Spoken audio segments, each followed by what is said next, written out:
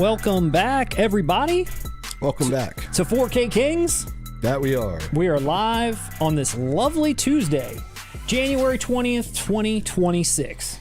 I'm just going to give us a round of applause for that. I'm going to give that date a round of applause. It's a great date. That was official. That's an official date, January 20th, 2026. Hope everyone is having a good day out there, a good evening perhaps. This live stream is time-stamped. It is time-stamped for perfection. We are on time as usual. Yeah, no AI tomfoolery. No fake dates here. No skullduggery. No, none. On time, and maybe everything's working. We're going to hope for the best. Lindsay, how are you doing in the booth tonight? Hello. Doing well. Does it seem like everything's working as it should be? I think we did it. We're going to plan. It's excellent. Okay, I love to hear that. I'm going to give that a round of applause too. A lot of applause going on so far. I think we're at like a 2 applause a minute ratio for this live stream. I think we need to give ourselves a round of applause anytime everything is working.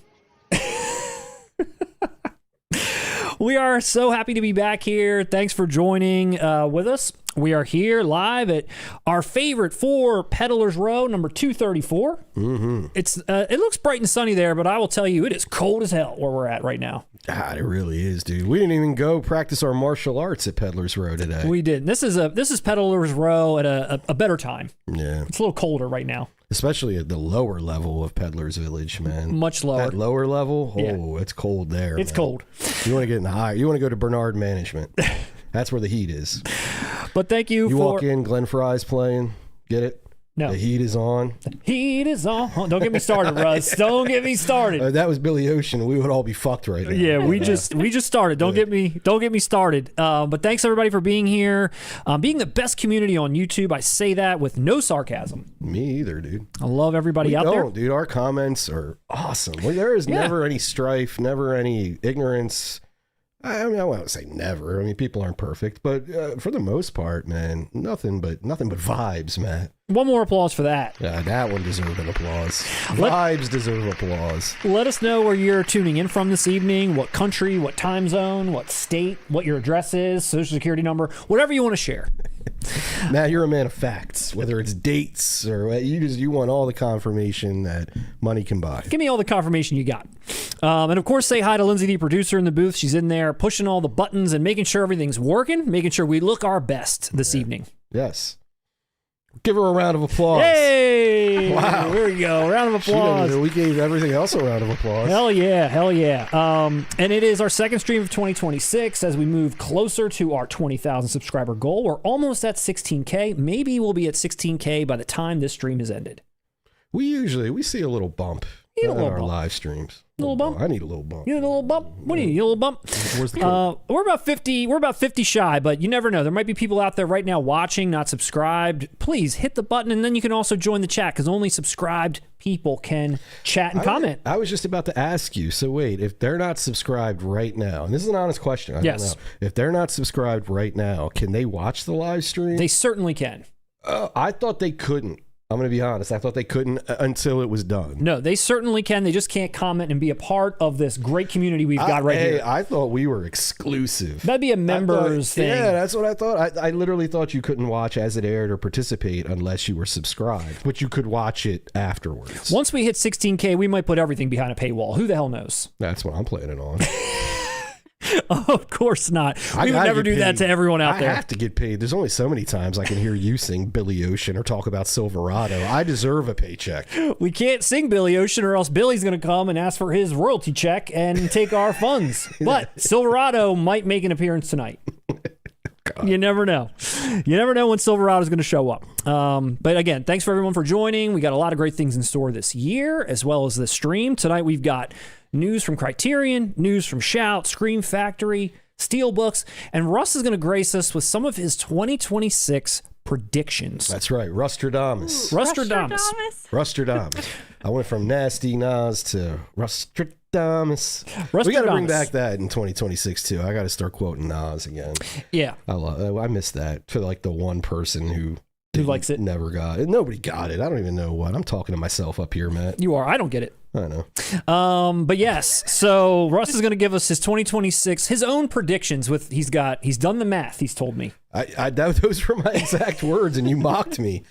I texted you and I said, dude, look, these are locks. You said I've done the math. Yeah, it's a phrase. And what did I say? It's a quaint colloquialism. And what did I say back? You like did the math, you fucking moron. I never said what did that. You say? I laughed and I said, "There's math involved." Oh yeah, that's classic Matt condescension.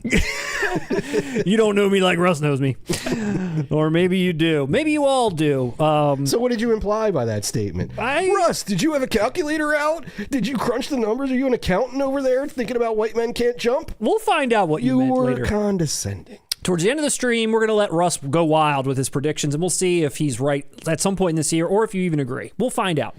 Dude, we did reference Baby Boy, and that was remember that we did a segment recently. We did movies from big directors that are not on 4K. Yep. And at the end, we didn't even have it in our notes. We were just like, dude, I want John Single. I want Baby Boy in 4K. You threw it out there, and wow. You were surprised. I was, actually. Even I was surprised by that one. I was like, damn.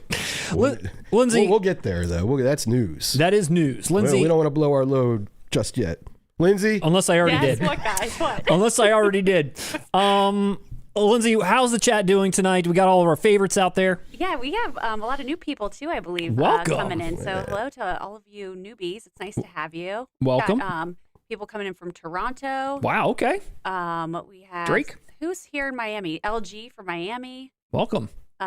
Steely Dan tuning in from Greenland. Steely Dan? Steely Dan. I was saying the same thing.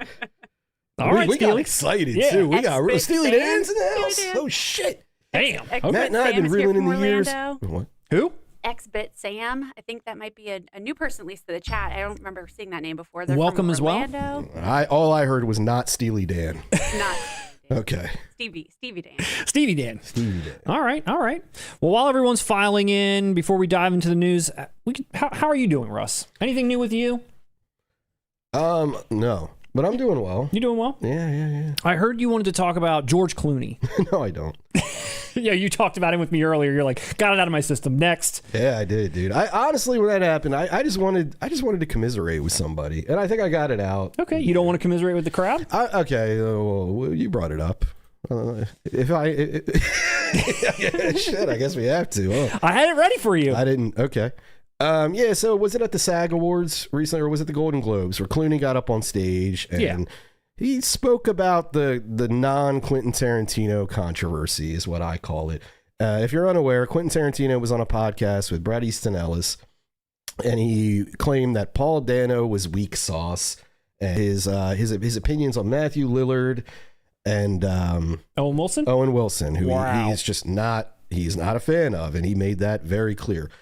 I told you, I expected the usual suspects, like younger generation, the kind of social media type reaction of, defending Paul Dano as if Tarantino murdered his family or something. It's like he just had an opinion about There Will Be Blood, essentially. People came out and And don't get me wrong, I expected that, and they should if you feel that way. Tarantino can have an opinion. You can have an opinion. I don't put George Clooney in that modern social media world, though. Okay. Do you? I just don't, okay? I feel like he's a little, like, I don't know, why did he chime in on this? And then I'm going to take it a step further.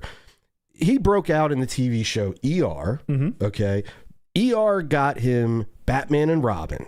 It got him One Fine Day. It got him The Peacemaker. All right, these were all bombs, terrible, sellout, bullshit movies. Okay. Tarantino gave him From Dusk Till Dawn. And I don't know if you remember the 90s, but it wasn't the people who had their fingers on the pulse of pop culture who were watching ER. That was like your mom was watching ER. Anthony Edwards. Yeah, exactly. Respect to Anthony Edwards. Respect. I love Anthony Edwards, but I'm saying, like, that was the shit your parents watched. Okay. From Dusk Till Dawn gave him that credibility, especially in the film Edge. You're right. Maybe not credibility in the film world, but Edge, definitely. But let's take it a step further. What is the movie that legitimized Clooney in the film world? It wasn't Batman and Robin. Holy shit. No, it was Out of Sight. Now, who wrote the book Out of Sight? Who wrote the book that Out of Sight was based on? Elmore Leonard. Elmore Leonard. Okay. Why was Elmore Leonard a hot commodity in the late 90s? Jackie Brown. Not only Jackie Brown, Reservoir Dogs and Pulp Fiction in general. Everybody made the comparison of Quentin Tarantino's writing to Elmore Leonard. Get Shorty. Tarantino is the guy who told John Travolta to do Get Shorty.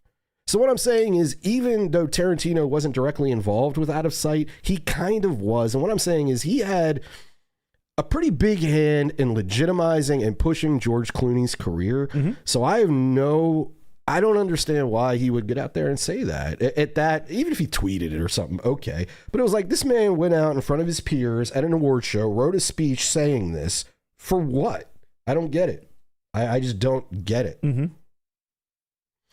All right, Matt, I thought you wanted to talk about it. No, I wanted to make sure you had an opportunity. You got it out of your system. We talked earlier, yeah. And I'm asking, honestly, I don't understand what benefit did he have of chiming in on this silly social media non-controversy. I don't get it. I thought he's the guy who, like, you know, ruins American elections and shit. Like, what is he doing? Ness, what's that coffee he does? What? What's that? Doesn't he do a coffee thing? What's it called? Nestle? Is he Nespresso? Nespresso. Yeah, he does the Nespresso. Right. He does Nespresso. Why does he look so mean here? Because he is. Look at mean he looks. He just sold out the guy who helped his entire career. He was John Stamos. He was John Stamos in the 90s. Roseanne. Yes, he had Roseanne. He had dumb movies like the Killer Tomatoes movies. Like, John Stamos didn't have a Quentin Tarantino to give him edge. Yeah. So that's all George Clooney would be without Quentin Tarantino. Is John Stamos. And John Stamos is cool as fuck. You're not. See, this went off the rails. I wasn't prepared to do this. You weren't? All right, well, I got you. In any way, shape, or form. I wanted you to get it out of your system. You were ready to talk about George Clooney. I have an honest question about it. Let's see what the chat thinks about your thoughts. I was just about to say, my honest question about it, it's not even a defense of Quentin Tarantino. Honestly, he kind of was over the line the way he said that shit about Paul Dano. But it wasn't. That's what he does. He's an opinionated film guy. That's kind of what he's always. Sure. I don't understand. Like I said, I get the younger generation do it. That's kind of their thing. That's where the culture's going. Yep. But what's Clooney doing? I guess he's pandering to the kids. What's the rationale behind it? I want somebody to explain to me what was going through Clooney's head when he's like, I'm going to get up on the stage and chime in on something that has nothing to do with me. I guess he just wanted the applause of his peers because it's an easy subject to chime in on. Well, that's why I added that quote, because he said, we're living in a time of cruelty. We don't need to add to it. That's what he was thinking. Then shut up about it. You're bringing it up and causing. You added to my goddamn. I'm mean. I'm angry now. We're all angry. Like, it didn't involve him, is what I'm saying. I don't understand. I just didn't understand it. I didn't get it. Okay. You got that opportunity to share that with the audience. You sabotaged me. We'll see. You were going to jump in on this, man. I didn't. I told you earlier. I was like, I don't have an opinion. Wolves. I don't even want the chat to come up. I'm going to get. Look, I see right here. Strong disagree about Clooney. I don't even want to hear it. Like, this was. You asked me this earlier. I said, I don't have an opinion, but I had it ready for you. This is your platform too. I want you to have an opportunity to speak your mind. All right. Admittedly, I was probably being a little too funny about it. Okay. I literally don't understand the reason. Can somebody just explain to me why? I just don't understand it. I don't understand why he didn't just keep it to himself. You're saying, yeah, like why I don't, especially him. Like I would get it, dude. If Ricky Gervais or Wanda Sykes, if Amy Schumer, I don't know anybody, I would get it. Yeah. But like him, why? I don't know. It'd be like if Tom Hanks went up there and said something. It would be just, it's out of character, is what I'm saying. I don't get it, and I don't get the pros of doing it. Again, just to, I guess, pander. I don't know, dude. Well, I would say, somebody, and I dig Clooney for the most part. I love From Dusk Till Dawn. I love Out of Sight. Mm-hmm. I love a lot of stuff he's done. This one baffled me. This was the one time where he's always been accused of being smug. A whole South Park episode dedicated to it. This was the one time where I actually saw it. I was like, damn, this did feel out of place. I don't know. Well, I will say this is probably one of the best intros we've ever had. It was a lively one. As all of the new audience members filing in are like, hey, what are these two dudes up to? And it's like, hey, Clooney, go to hell. What did I subscribe to? What have I done? Clicking that button. That idiot with the sunglasses complaining about Clooney. You're indoors, prick. Okay, well, let's move along then. Well, we'll come back because I do want to see what the chat has to say outside of all the comments that Lindsay's throwing up, like, Russ, go to hell. I know Lindsay's opinion. So this is actually something I've wanted to mention with the chat. So a lot of times when people have longer comments that they've left, like I read everything, but when they go up on the screen, it gets cut off and it gets like messed up. So the longer comments, I hope that you guys will see when you visit the chat yourselves. Absolutely. And pull it up. Well, you know what's interesting about that though, Lindsay? I noticed, because when I go back and do the bookmarks and stuff, I watch the entire thing and I'll watch the chat as I do it. but I realized it, even when I put it on live chat replay, it still filters things out. And I can tell because you'll throw it up on the screen sometimes, and I'll see things that don't come up when I look at it. Interesting. So it's all rigged. It's all rigged. It's probably Clooney you did it. Well, one more quick shout out, and this is a positive one. Now that you've brought the whole stream down with your negativity, I'm just kidding, Russ. You know I love you. Well, what's your opinion on it then? I don't have one. I told what you are you that on a earlier. podcast for? just I to told throw you I me don't out care. there and laugh about it? No. No. Thanks, friend. I had this prepared for Just you. like Clooney. Just like That does seem like the kind of article Matt would see, read, and then just keep moving. yeah, I was like, okay. I mean, it was the same thing with Tarantino. I was like, Well, all he's right. a big Tarantino guy, Yeah, I so was maybe I thought, I'll get him on that one. And I'm not even defending Tarantino. No, that's I'm fine. just saying I don't understand. I don't know. We're back at it. right. Let's show one more thing before we jump into the news. I did want to share one more positive thing, and I want to hear your opinion on this too. And I'm sure it'll be much more positive, a positive. I'm going to twist. turn into you. I don't have any opinions. So we posted a while back our Miss 45 review. And I actually saw a lot of people say that they picked up Miss 45 based on our review, which I think is pretty awesome. Nice. Title that you recommended to me and everybody. And on there, and I'm just going to assume this is real, even though it's the internet and you can't trust anything, I'm going to assume this is real. But there was a comment on it from someone with the last name Kelsch saying that their dad was a cinematographer or did a lot of camera. Ken Kelsch did a lot of the camera work with Abel Ferrara and almost like defined his look in a way. And Ferrara, I guess, has commented that he really wouldn't have a career if it wasn't for this guy. I wanted to throw that up there just as if this person is watching, thank you for commenting. I thought that was pretty cool that someone, related to the person who was, Definitely, you're a huge fan of his films, and I'm kind of coming along myself, coming up the curve. Yeah, the Kelsch family are huge fans of us. Apparently, check it out. Yeah. But I just wanted to throw that up. I thought that was pretty cool that somebody that is sort of related to this world, saw this video and dropped us a comment. And she or he is 100% correct. Yeah. I mean, the cinematography of Ferrara's work is one of its most defining traits that makes it so great. And their father, yes. Bad Lieutenant. I saw Bad Lieutenant was one of the ones and many other films that he has done, but I don't know that he did Miss 45 with him. I couldn't see that or not, but I know Bad Lieutenant was one amongst many, many others. Yeah. So pretty awesome. I thought that was pretty cool. Just a little pat on our back because we're really reaching the upper echelons of film world. Hey, where was my applause for my Clooney award? Clooney's in the chat. He's going to be dropping comments here pretty soon. Clooney would whoop my ass. I should probably shut up. Last week, we dropped our Possession review. If you didn't have a chance to check that out, please do so. This was our #1 release of 2025 from Second Sight, and we did a full review that we put up on the channel. Take a look. Let us know what you thought. If you did watch it, what did you think? If you picked this up, how are you liking your release from Second Sight? And if you hadn't seen it before, let us know what you thought in the chat as well. I enjoyed it. I enjoyed it too. It was a first-time watch. No, I meant our review. Oh, that too. The movie's good. Oh, But I enjoyed our review. more man. patting on the back. Yeah. More self gratitude. That's cool. Yeah, I guess. I enjoyed it That too. Clooney thing threw me off, man. I wasn't expecting it right out the gate like that. Right out the gate. Well, we had to get it out of the way. We had to get it out of the way. Yeah, I gotta Bounce back. I do. It's all right. You'll bounce back. Possession. Here it is. We watched it. Lindsay and I is the first time. You watched it for the very first time. Mm-hmm. Blew us all away. Oh yeah. Lindsay, am I wrong in saying that? Oh, no, for sure. I was like totally mesmerized and transfixed and all that. And Lindsay also was blown away by the review, much like you were. Yeah, the review was even better than the movie. See, a lot of people are saying that. a lot of people are saying that. So again, just wanted to give that shout out. Check it out if you haven't yet. And what else we got coming soon, Russ? We got our 2026 rumor roundup. Yeah. Got that? Is that the only thing we have in the can right now? Well, we got that in the can. We've talked about doing a review of One Battle After Another. We did. You didn't give me confirmation. We talked about it. I said we talked about it. Yeah.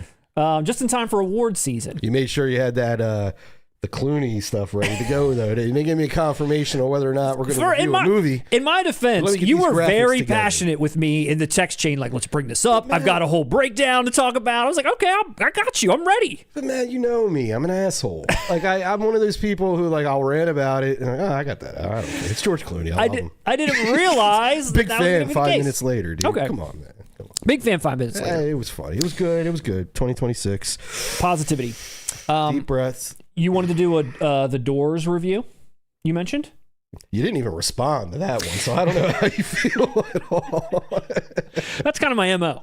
I just leave things You linger. left that one completely cold. Sometimes I got to think on stuff, but I wanted to at least throw out there that we have these things in mind. Yeah. Let us know if those are things you're interested in, or if there are other reviews, topics you would like to see. Let us comment on this video to let us know. Comment in this chat and let us know. And let me ask the chat, if you'll allow me, Matt. They left after Clooney. Of course. The one reason I want to review The Doors Okay. is because I think this is a rare time where you and I won't agree. Okay. But we're not going to Disagree. It's all love. Of course. But, usually when we do a movie like Possession, we're both kind of on board. We're fired up. Bad Lieutenant, we both love it to pieces, Yes. We usually pick movies like that. Yeah, where I know I showed you The Doors recently in the past, year or two? Yes. Year maybe. It was recent. It was. And you weren't blown away, I don't think. Not blown away, but I'm down for a rewatch, and I thought Kilmer was great. Don't get me wrong. It's long. I think we need to review a movie we both hate. That's a good idea. We need to get kind of like how I was with Clooney, man. This is the energy I'm bringing. Let's review a movie of his. Let's review Solaris. Yeah. Let's do it. Oh my gosh. Good night, good luck. Good night, good luck. Here we go. Jay Kelly, it's his latest. Oh yeah, Jay Kelly. Yeah. So with Sandler, right? Yeah. You also got some shorts coming in hot. We do. We got some shorts here and there. Re-strategizing the shorts. Re-strategizing. Know what you want to see from us. But it's in regards to this new North American package media deal with Amazon MGM, who just partnered with Alliance Entertainment to do all of their distribution of their physical media. Good news or bad news? Well, that's the thing. When you first read that, it's kind of like, what does that mean? I don't know. So what does it mean? So here's a couple of things, and I'm sure a lot of you have read this and maybe dug it time you're hearing about it. I think it's an interesting story. There's some positive outlook to it. There's obviously could possibly be some downside. Who knows? But we're going to look at the positives for 2026. It's not Netflix. It's not. So here's what it means. So WB Home Entertainment, they're no longer going to be distributing Amazon MGM titles. This Alliance Entertainment group is going to be doing that. WB, as you know, Netflix bought them. So it's kind of, their future's a little bit in question, of course. But Amazon MGM sort of wants a new partner, and that's who they got with Alliance Entertainment, who has a huge distribution network already, which could allow for a large library of Amazon MGM content to come to physical media. That could be 4K catalog titles, it could be television, it could be films, etc. Paramount is partnered with them as well, and they've got an exclusive deal with Alliance as well. They have a pretty broad network. And with this new distribution deal, there's a lot of titles that are already in the works that are going to move over to them. James Bond being one. I know you're a big James Bond fan. I am. That's a big title. And yeah, so they're already in the works. I know they had sort of that Sean Connery little collection that had come out. Who's he? There's a lot of other titles like that are in the works that will just move over to that. And unfortunately for Gruv, some titles like that, including Rocky is a part of that, they've been removed off of Gruv. Removed from Gruv. Gruv got it removed. Just in the time being until they figure out where all of these will be distributed, but not on Gruv anymore. Am I the only one who gets depressed when you have to say Amazon MGM? Yeah. I just want to see, let's just say MGM. You got it. We know. We know what it means. We're in the know. Yeah, that's it. No more Amazon MGM. I'm just going to say MGM from here on out. I don't know. It's sad. Dude, think about it like this. In the future, are we going to be saying Amazon MGM and Netflix WB? Maybe. I'll just say WB. Is that what you want to do? Oh, I was going to say, are you going to draw the line there? Because this has been... honestly, this was forced on us. This was forced on us. This is Clooney. We'll be aligned. We're aligned. It's no longer Amazon MGM. It's no longer Netflix WB. It's WB and it's MGM and that's it. Yeah. This is what someone from Alliance said. They said, I think I actually have the quote right here. Amazon MGM Studios represents an extraordinary combination of iconic franchises, enduring classics, and an exciting slate of upcoming releases. We are excited to thoughtfully curate this library and bring it to market through premium physical formats, including collector's editions and expanded 4K offerings that honor the storytelling and craftsmanship behind these titles. So you might be getting a little bit more from them, but at the same time, again, we're kind of unsure what this means for WB themselves with the purchase from Netflix. But let's just say, again, in a very positive world, does this free up production does this free up WB's opportunity to put more of their own stuff out? Because right now they're kind of bogged down maybe with the MGM titles that they're having to distribute. It seems like they've been doing that.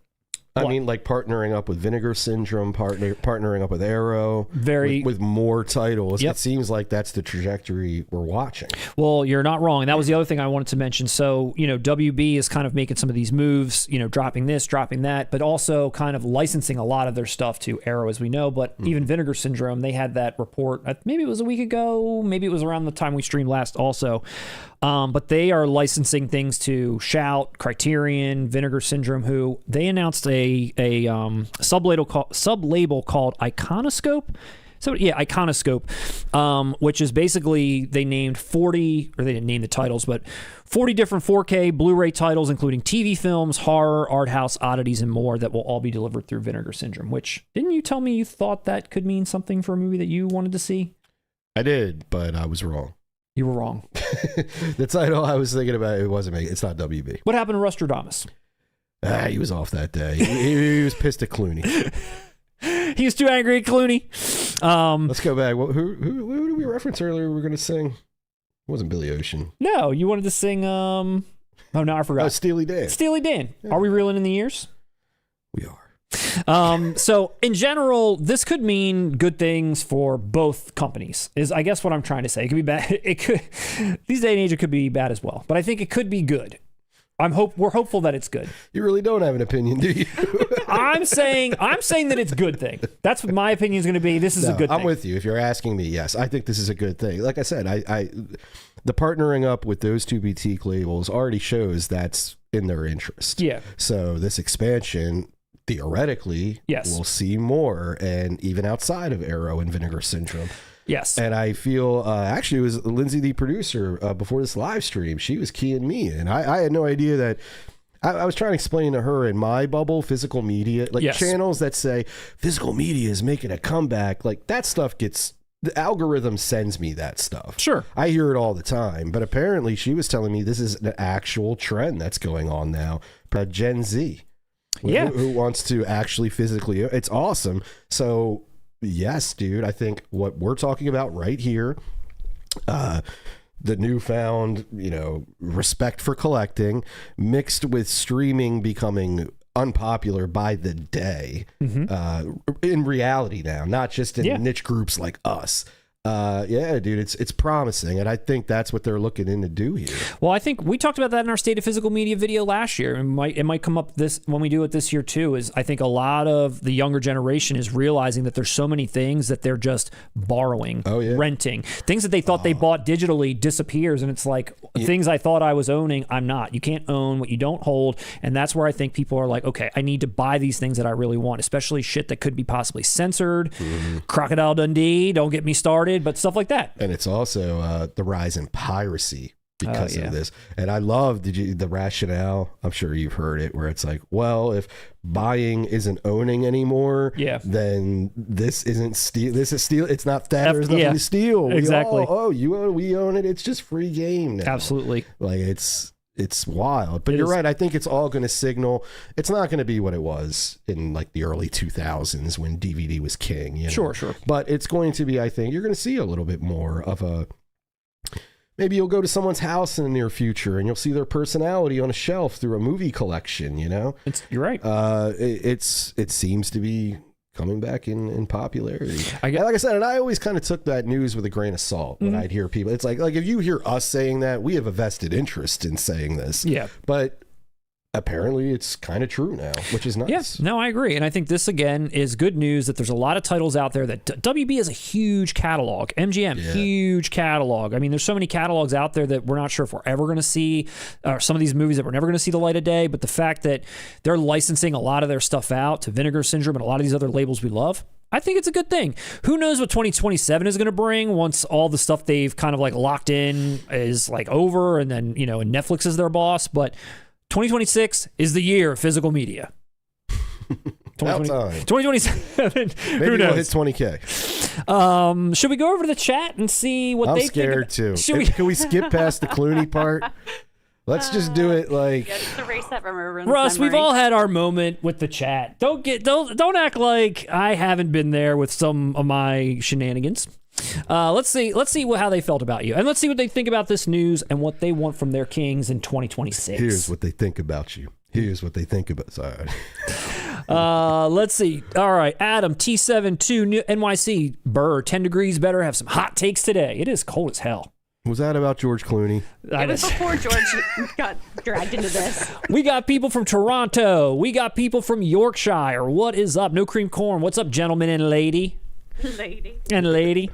What? There's a lady in the house. Tuning in from Greenland, says Stevie Dan. That's funny.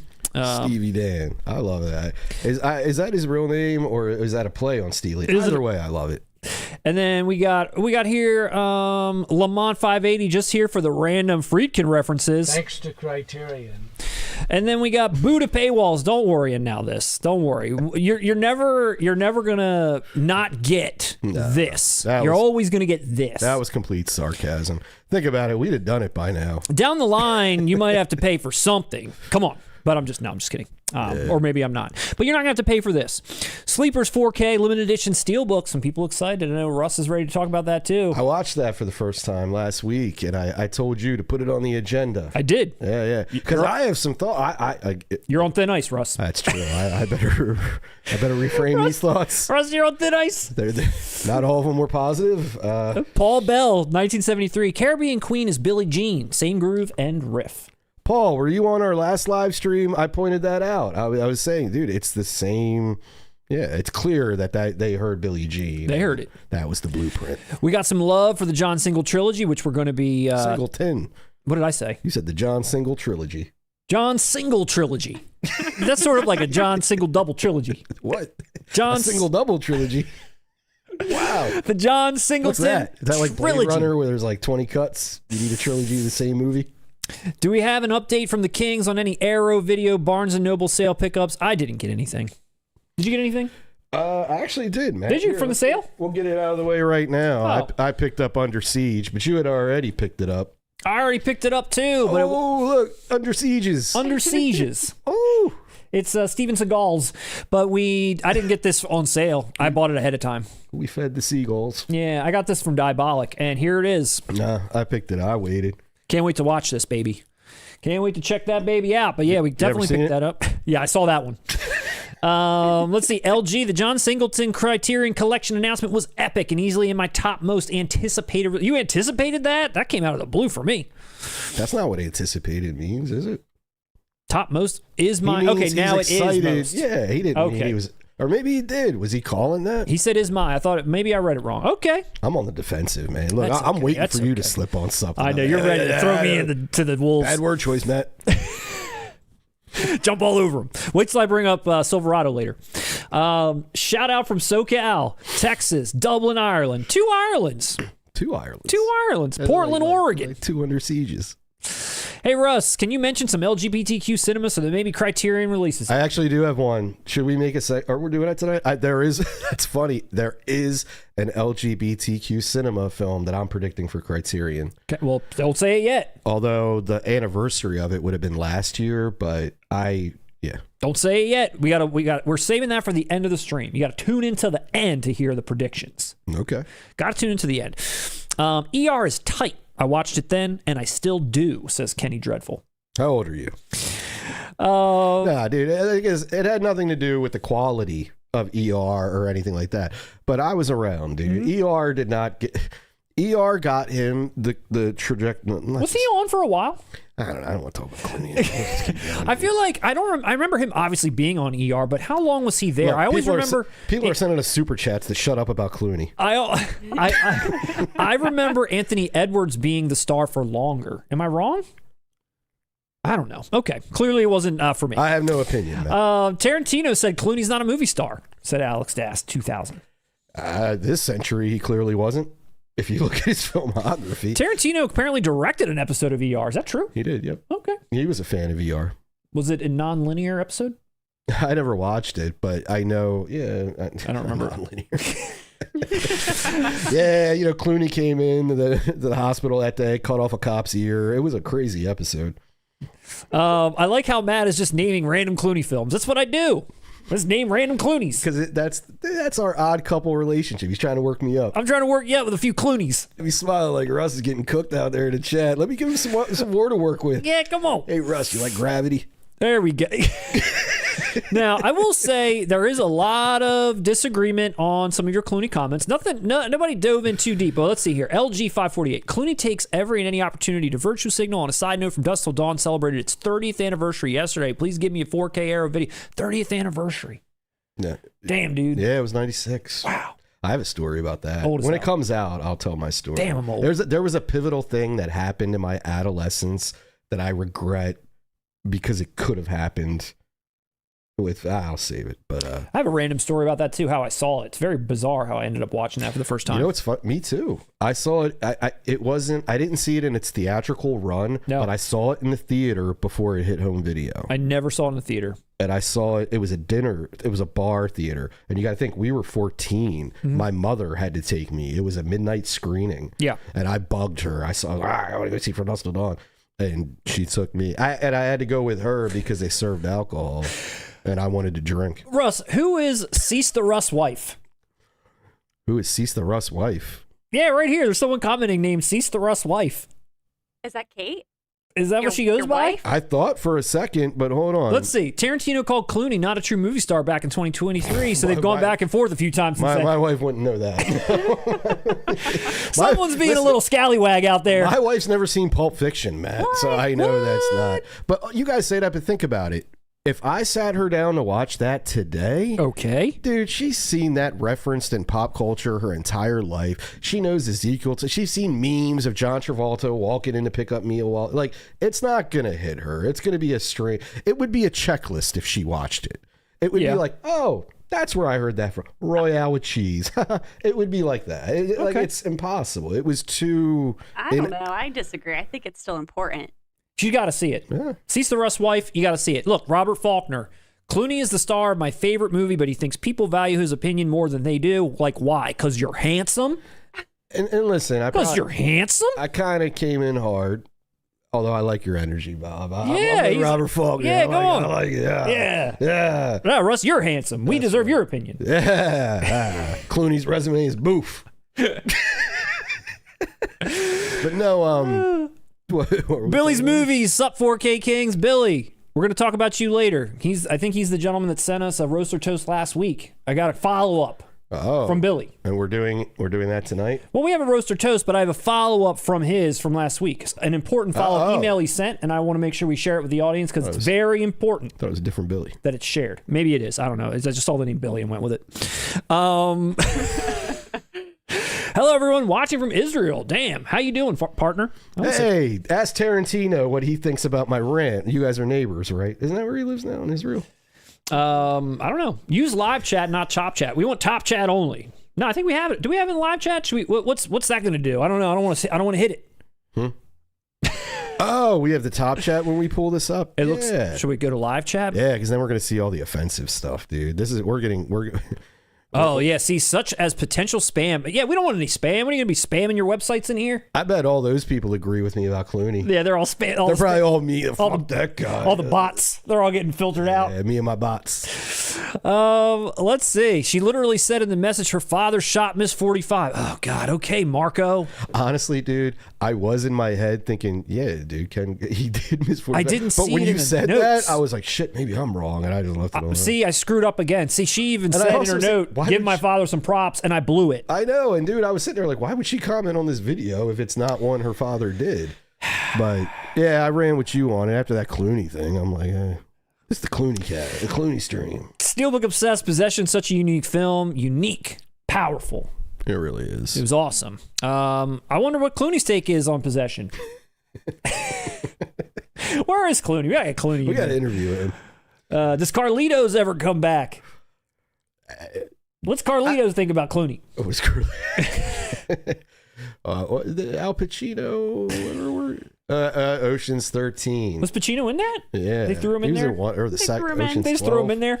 He's the villain in one of them. Is he? What? I know in the first one it was Andy Garcia. Whoever the Andy Garcia equivalent is in Ocean's 12 or 13. Al Pacino's in one of them. I know that. The Jedediah says, I need to do a first watch Possession, then get ready to be blown away by your review. You will be. Yeah. You will be. More by our review than the movie, There probably. are many interpretations of our review. That's what makes it unique. You know, it's something you can, on its surface, it might be about the movie itself, but it could be about how America is divided right now. It's a great review. Look what Jake 48 has to say. I'm interested in Russ reviewing The Doors because it's focused on a subject matter he's passionate about. They love your passion, Russ. See? Well, I'll tell you, I know everything about that movie. I'm trying to lift your spirits. I'm trying to bring you back. Honestly, whoever edits that review we do, if we do it, they're going to be annoyed. Because that's one of those films I can watch every scene and tell you what's accurate, what's not, how it really went down, etc. Jordan's coming in hot with a bunch of typos. Ross, if you want the 4K of The Doors, let me know. I'll ship it to you at Peeler's Row. If your name was Ross, I think that'd be so funny. Ross. Yeah, well, hold on. So far on this channel, people have called me Ross, Gus. A lot of different names. Gus. Jordan knows my name. Jordan knows. I know. He corrected it. That's okay. He corrected it. That's all right. Jordan, you don't have to send me The Doors. See, Google says he's down for a review. But Jordan has a connection with The Doors as well, with the movie The Doors. Vincent, what time did this start? It starts at 4:30, partner. I'm still messed up on that too, dude. I was like, it's 5, right? Like I realized it, how quick we started moving at around 4:15. 5 is a nice round number. It is. The 4:30, I also like. Should we move to 4? Does that make it rounder? Probably not. When are we getting rounders on 4K? Let's see here. Wait, it's already out on 4K. Didn't we get a rounders 4K, man? We got something for rounders. I don't know what we did. I don't know. Let's see. Moving along with the chat here. A lot of people saying Doors is one of their favorite films. Nice. A lot of solar flares going. I know sometimes we get a little bit of glitches on the stream, but I'm always going to blame Bezos. I'm going to blame solar flares. I'm going to blame. Yeah, what's strange about that is I kept an eye out for that because on our last live stream you have it hardwired now, correct? Oh, you didn't. We didn't. No, we didn't hardwire it. Couldn't get that working last time. Never mind. I was trying to figure out a way to do it this time and still couldn't figure it out. Maybe next time. Glitchy as hell. Glitchy as hell. Let's see here. E-Class 04 vinyl came back. CDs are gaining popularity. Movies can do it too. And tapes. Are tapes coming back? I feel like tapes are back. What do you mean, VHS or audio cassettes? Yeah, audio cassettes. You want like cassette singles to make a comeback? Dude, with my little wall-to-wall sticker on there. I have so many singles, it's not even funny. Yeah, you mean the wall guarantee? The wall, yeah. It used to be called wall-to-wall sound and video, and then the wall. I didn't know that. Then FYE. Mm-hmm. When was it called wall-to-wall? I don't remember that at all. Before we were born. I'm an old soul. I only know that because my mom worked there. Oh, for real? Yeah. Oh, okay. I thought because you were saying it like I should know it. Like, dude, we're the same age. I don't ever remember it being. It was called wall-to-wall sound and video, and then it became the wall. Interesting. Yeah, how about that? Were they always expensive, even when your mom worked there? Always. For real? Do you remember when a CD was like $9 there? It was a serious question. And then Best Buy had them for like 10. Oh God, yeah. Where we lived, there was a Best Buy across the street from the mall. Yes. So you would go hang out at the mall, browse the CDs, then go to Best Buy and buy it for $10 cheaper. We got Wrexham in the house. We got back from Melbourne, Australia with a shitload of imprint. Take my money, Redline. Thank you so much for that $10 tip. We really appreciate it. I thought aren't we getting questions for the tips? Oh yeah. I always forget. We always forget. Come on. We always forget to announce that in the beginning. If you guys choose to send us a super chat, it is not a necessity, but please ask us a question or something. We want to give you something for it. Redline did follow up with a question. Hit us with it, Lindsay. And a secondary super chat. Oh my God. They asked, "Do we need the Legend of Billie Jean on 4K? Let's discuss." There's been rumors about that, hasn't there? Has there? I could have sworn, does Sony own that? I could have sworn at one point I saw some talk about a Steelbook about Legend of Billie Jean. I'm looking at Rostradamus. I need to know. I don't know.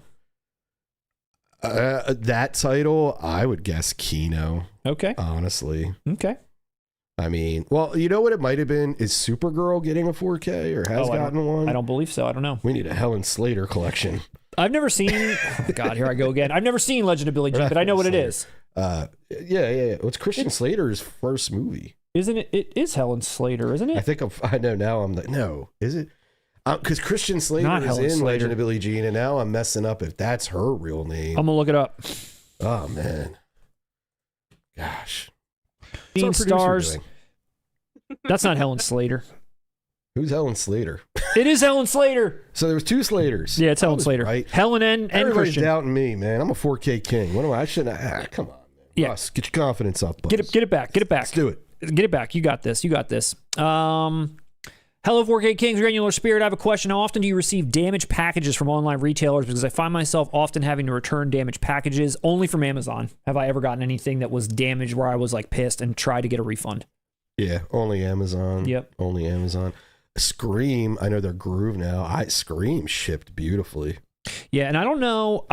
I'm sorry. I was just going to say, I don't know if it's the warehouse problem or like how they just sometimes just throw the shit on your porch or what it is. It's Amazon. They don't give a fuck. Yeah, they don't. It's in a mailer. They don't care. They're they don't tossing care. around like Ace Ventura. You know what's funny, though? If you complain enough to Amazon, I've noticed this. Has this ever happened to you? After about the third time I sent something back, just for a minor ding, I'm sending it back. You know? They'll start like, for instance, I ordered Under Siege. I took advantage of it through Amazon. They had the same price match through the Barnes and Noble sale. They sent me that 4K in a box. Like, I get them in boxes now. I feel like they made a note on my profile, like, this asshole is going to send it back. Use a box or so. I feel like they did something because, I technically robbed them for that Nightmare on Elm Street set. I think sometimes even the company, well, at least in WB's case, they've been putting things in boxes that are trying to ensure it won't be damaged. Maybe they realize that some of these things are a little, prone to some damage. Are you talking about WB Direct? Like when they said... Well, like when I bought my Nightmare on Elm Street box set from Amazon and it came in like a box within a box and it was still scratched to hell and they gave me 40% off. I got it for free. You son of a bitch. I did the same thing you did. You told me that. I think they all had some ding on them. I don't think there's one of those collections that exists that don't have it. That don't have it because they were packaged directly by WB. Yep. So I went to Amazon and complained, and then they kind of gave me a runaround. So I complained again, and ultimately they refunded me for the whole Nightmare set. Wow. So I got that shit for free. That was awesome. Remember we did a 4K Karens, man. We got tips. 4K Karens. We got tips. LG 548, please don't bring up Silverado. Here's my promise to you, Russ, Lindsay, and everyone at home. From here on out, I'm not going to bring up Silverado unless I have a very good / specific reason to do so. So we'll never hear it about it again. Good. Wait till you see the end of the stream. God, everything's a setup with you. Volo Young, Under Siege Amazing 4K. Josh Waller, me and the missus are chilling in bed with the heated blankets and the 4K Kings on TV. What time is it there? You chilling romantic. in bed at 4:30 in the p.m.? That's romantic. That is romantic. We do set the tone, man. We set the mood. We're in the mood for love over here. I was going to say any hanky-panky. A couple of Wong-Kar Wais. A Wong-Kar Wai? What? I was going to say any hanky-panky going on? Hanky-panky? Under the blankets with the missus and missus. What are you, Chuck Woolery? I'm just wondering if, we're getting them hot and bothered. Oh, I'm sure we are. Hey. Ask my wife. She's on here. She's on here. She's the Russ's Somebody wife. posing as your wife. Let's see. That's disturbing. Anyway, discuss Legend of Billie Jean. Demand for it. I remember when the Blu-ray came out, it was an immediate like $5 Walmart bin Blu-ray. And again, nothing about the quality of the movie itself. I just remember its physical media. Is this a big fan favorite, Legend of Billie Jean? I don't know. To me, it was a movie you just always saw on TV as a kid. Yeah.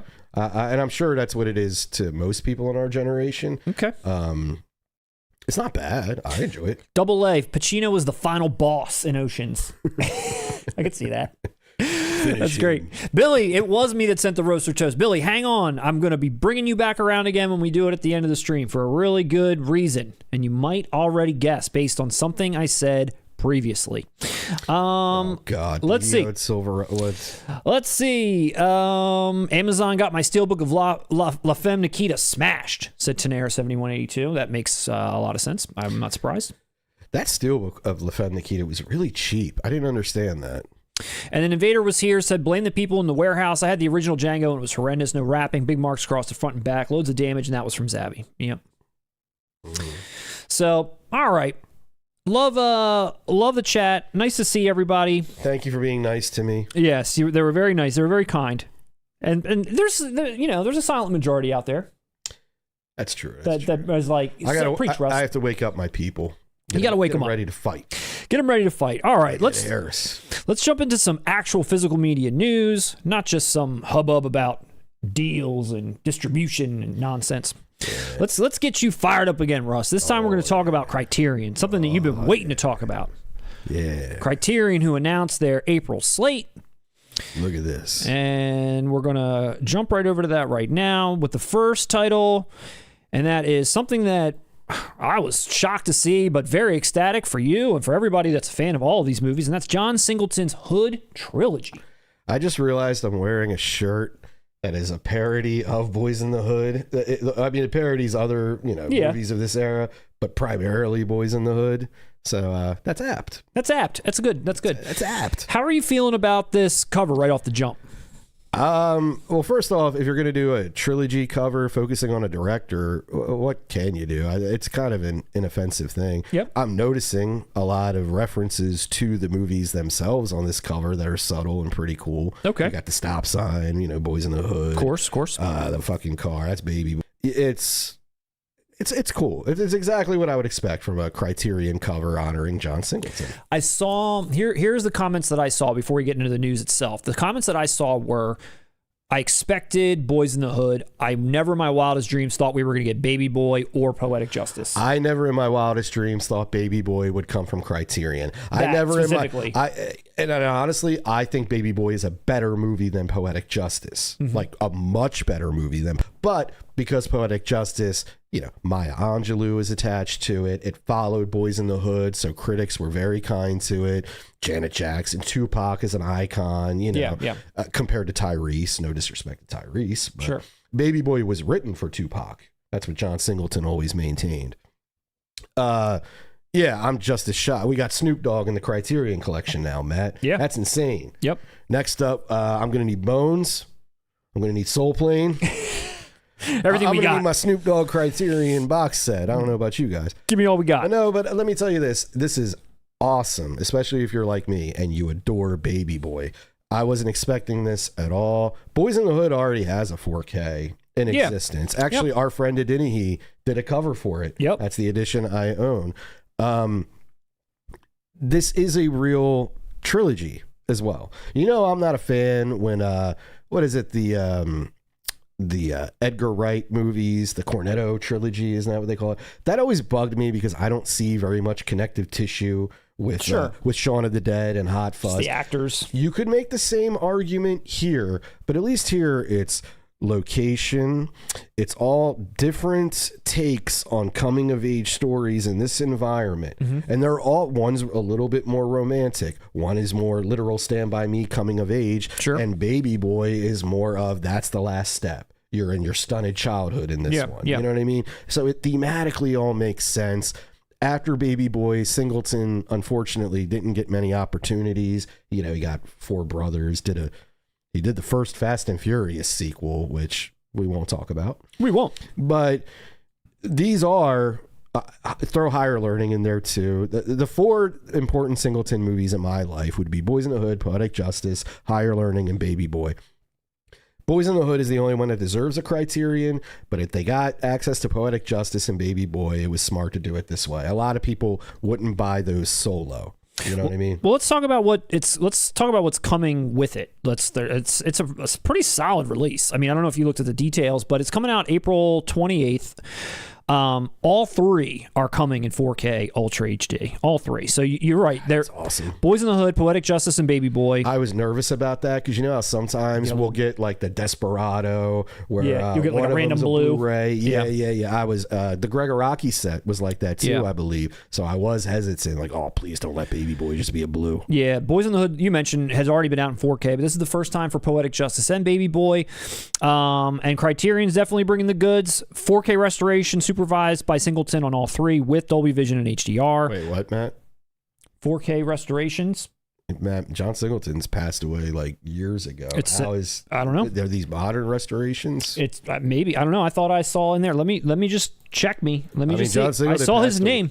His estate or something? Let me see. I mean, John Singleton passed away, I want to say maybe at least. Are you trying to Clooney me? No, I want clarification on who approved these transfers. Who? If we're giving information to the audience, I mean, Mr. Singh, rest in peace, great filmmaker. All right, maybe I wrote it in by mistake. Hold on one second. Let me just look. No, I'm not gonna disable my ad blocker. All right, I'll talk to the Hunter Dean said he loves this right here. This news item says 4K restoration of Boys in the Hood, supervised and approved by director John Singleton. Yeah, because that already existed. The other two do not say his name. Yeah, that's apologies to you and the audience. And listen, the only reason I knew that is because the man passed away. I mean, that when you said it, I was like, how did that happen? Yeah. All right, Russ, you got me.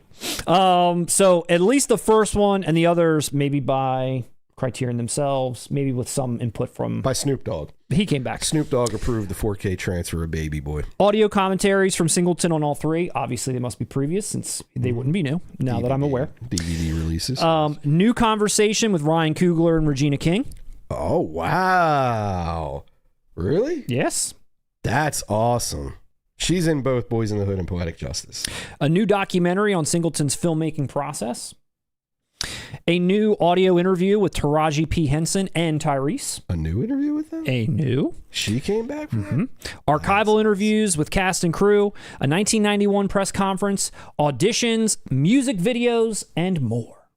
What music videos do you think you're going to get in there? What could we get? Yeah. Well, for Boys in the Hood, there's a music video for Compton's Most Wanted's Growing Up in the Hood. Okay. I'm not sure if there's another one from that. Poetic Justice, well, the song Again by Janet Jackson was always used heavily in the trailers for Poetic Justice, and it's in the movie, but it wasn't on the soundtrack. It was only on Janet Jackson's record. Gotcha. Baby Boy had the song Baby Boy with Tyrese and Snoop, and the East Side he's in the movie too. Snoop's God, I'm drawing a blank on his name, but anyway, that had a video as well. So there's a lot of music video potential to be included here. So here's the Baby Boy trailer. Just going to throw that up there just for some reference. Yeah, Trey D. I was messing up Trey D's name. You just saw him in the car with Snoop. Snoop was with the East Side at this point, like musically, and he basically put them in this film.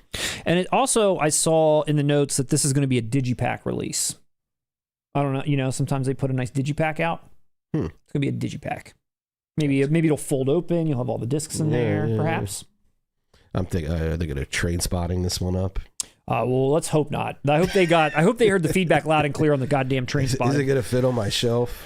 Yeah, no. Whoa, hey, let's not get any TNA in the trailers. I could tell. I think this was this isn't a trailer from Criterion. No, I don't think it's we not. need to worry about Criterion trailers as much. It's when we go to Vincent and all them. And then we've got, of course, Poetic Justice, which I fondly remember the Living Color parody of this, where she's you don't remember where she's like, she's like thinking, I think it was Takia Crystal Kime. I'm not sure I know how to say her last name, but she's playing Janet Jackson character and she's doing all the poetry in her head. And someone says the word, I think, tight or something. Oh yeah, Tupac comes in. Well, it's Jamie Foxx. He's like, damn, them jeans are tight. And she's like, tight, too tight. It takes 4 people to take them off me at night, or something like that. Don't you remember that? I don't remember. Oh, dude, it's the only thing I knew about Poetic Justice because I've never seen that movie, but I saw that. Was that like end of In Living Color? Poetic Justice was 93. It must have been then. So yeah, I mean, what was In Living Color? 90? Yeah, 80, maybe 90, Yeah. But yeah, just that. I remember he comes in. You missed Q-Tip. We're not even watching the trailer. Oh my gosh. Look, honest. There she is. I was talking to our viewer, Raul Duke, the other day, And he said him and his wife actually watched this recently. They put it on. They had never seen it. Okay. They said they turned it off. I was going to say, how's he Janet? said they turned it off. Oh, I'll answer it in a second. But he said they both thought that it was extremely corny. Okay. I would imagine it looks like that. Hear me out. It's 100% corny. Okay. And it was in the 90s, but it was one of those movies, again, we watched it all the time on TV. It's like you fall in love with it. The corniness becomes part of its personality. You know what I mean? How overly sentimental certain things are. You fall in love with it, even though you know deep down, hey, this feels like a soap opera or something. You know, it feels like a Lifetime movie in certain parts. I always But thought it's so entertaining. Like John Singleton made such entertaining films. I've always respected and enjoyed Tupac as an actor in the movies I've seen him in. And when I saw these trailers, I always thought that Janet Jackson looked like a cutie patootie. Of course. But I never watched it. Well, but listen, I can tell it looks corny as hell. Well, listen, Janet. How often has Janet Jackson acted? Never. She debuted on a TV show, dude, in the early 80s. Oh, she was on the. No, Wasn't she a love interest on Cosby Show for someone? What am I thinking of? I don't know. She's on an early sitcom as someone's love interest. I mean, she's done a Tyler Perry movie. I forget which one after this. But like I said, she was never somebody who fixated on acting and really sought after all these roles. To answer your question, if you've never seen this movie, she's completely out of her element. Yeah. And there is zero chemistry between her and Tupac on screen and off. There's a whole infamous story about how she insisted he had to get an HIV test to be just for kissing scenes. Oh, I got you. So she was and Tupac was kind of offended about that. Okay. And if you think about it, have you ever heard a Tupac song featuring Janet Jackson? Did you ever hear a Janet Jackson song featuring? You'd think after this movie, right? Maybe they do something. They both were still immensely popular in music. I never saw them collaborate. Did you? No. Blood. No love lost. No. And you can feel it on the screen. R.I.P. Aaliyah. Why are you doing that? Is that Poetic Justice? R.I.P. Aaliyah. That's a Kendrick Lamar. I know, but thing. it's called Poetic Justice, that song. Oh, is it? Aaliyah was alive when Poetic Justice. I know, dude. I don't know what you're talking about. Sometimes when I hear the word Poetic Justice, that song comes to my head. You're right. Drake had a song called Poetic Justice, right? Wasn't that on Good Kid, Mad City? Drake doesn't. He's on it. You're fucking all right. I said Good Kid, Mad City. You know what I meant. Derailed. Canceled. Anyway, everyone's happy. Baby Boy, you're happy. To me, Boys in the Hood is the best film of all three. It's the most traditional, which not of all three. Works. Huh? It's the best movie of all three? You think Baby Boy's better than Boys in the Hood? No, Boys in the Hood is the best. Oh, I'm sorry. I thought you said Baby Boy's the best of all three. Baby Boy is the second best, and Gotcha. Poetic Justice is third. All right. But again, I say that I've watched Poetic Justice like at least 20 times. I've seen it. Lindsay, what's the vibe in the chat for the John Singleton trilogy? People are excited, but a few people did say that they do not enjoy Poetic Justice. Hunter Dean said that they love Higher Learning. And Higher Learning has the same issues that Poetic Justice does, but just like Poetic Justice, Higher Learning is so entertaining. But it gets melodramatic. Like dude, when Tyra Banks in Higher Learning gets shot, like it's unintentionally funny. Like the way it's just set up. It's like so, dude. I think I remember that scene. Yeah, it feels like a parody of a dramatic scene, Yeah. But there's something about Poetic Justice and Higher Learning that I could watch them on a loop. Yeah. I don't know what it is. Okay. All right. Well, there you have it, Russ. They did this for you. No, I think a lot of people. You're wanted right. This, You're right. There's a lot of people out and there. I think everybody is unanimously surprised about Baby Boy. Yeah, I definitely was. When I saw this, I thought of you obviously immediately, and I was like, good for Russ. Because I don't think even today, I think there's a segment of people out there who don't understand how much of a cult film Baby Boy is. Would I like it? You'd like it way more than Poetic Justice. Okay. It's comedic, and it's intentionally comedic in part. It's not like it's, in the tone. Ving Rhames, Melvin.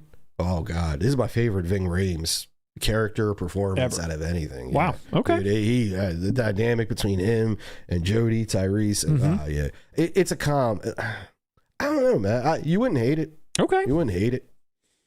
All right. Well, that's the main thing that I wanted to share, obviously, with you, Russ, and the audience. But here's what else they got going on: Trouble in Paradise, Resurrection, Monty Python's Life of Brian, coming from Criterion.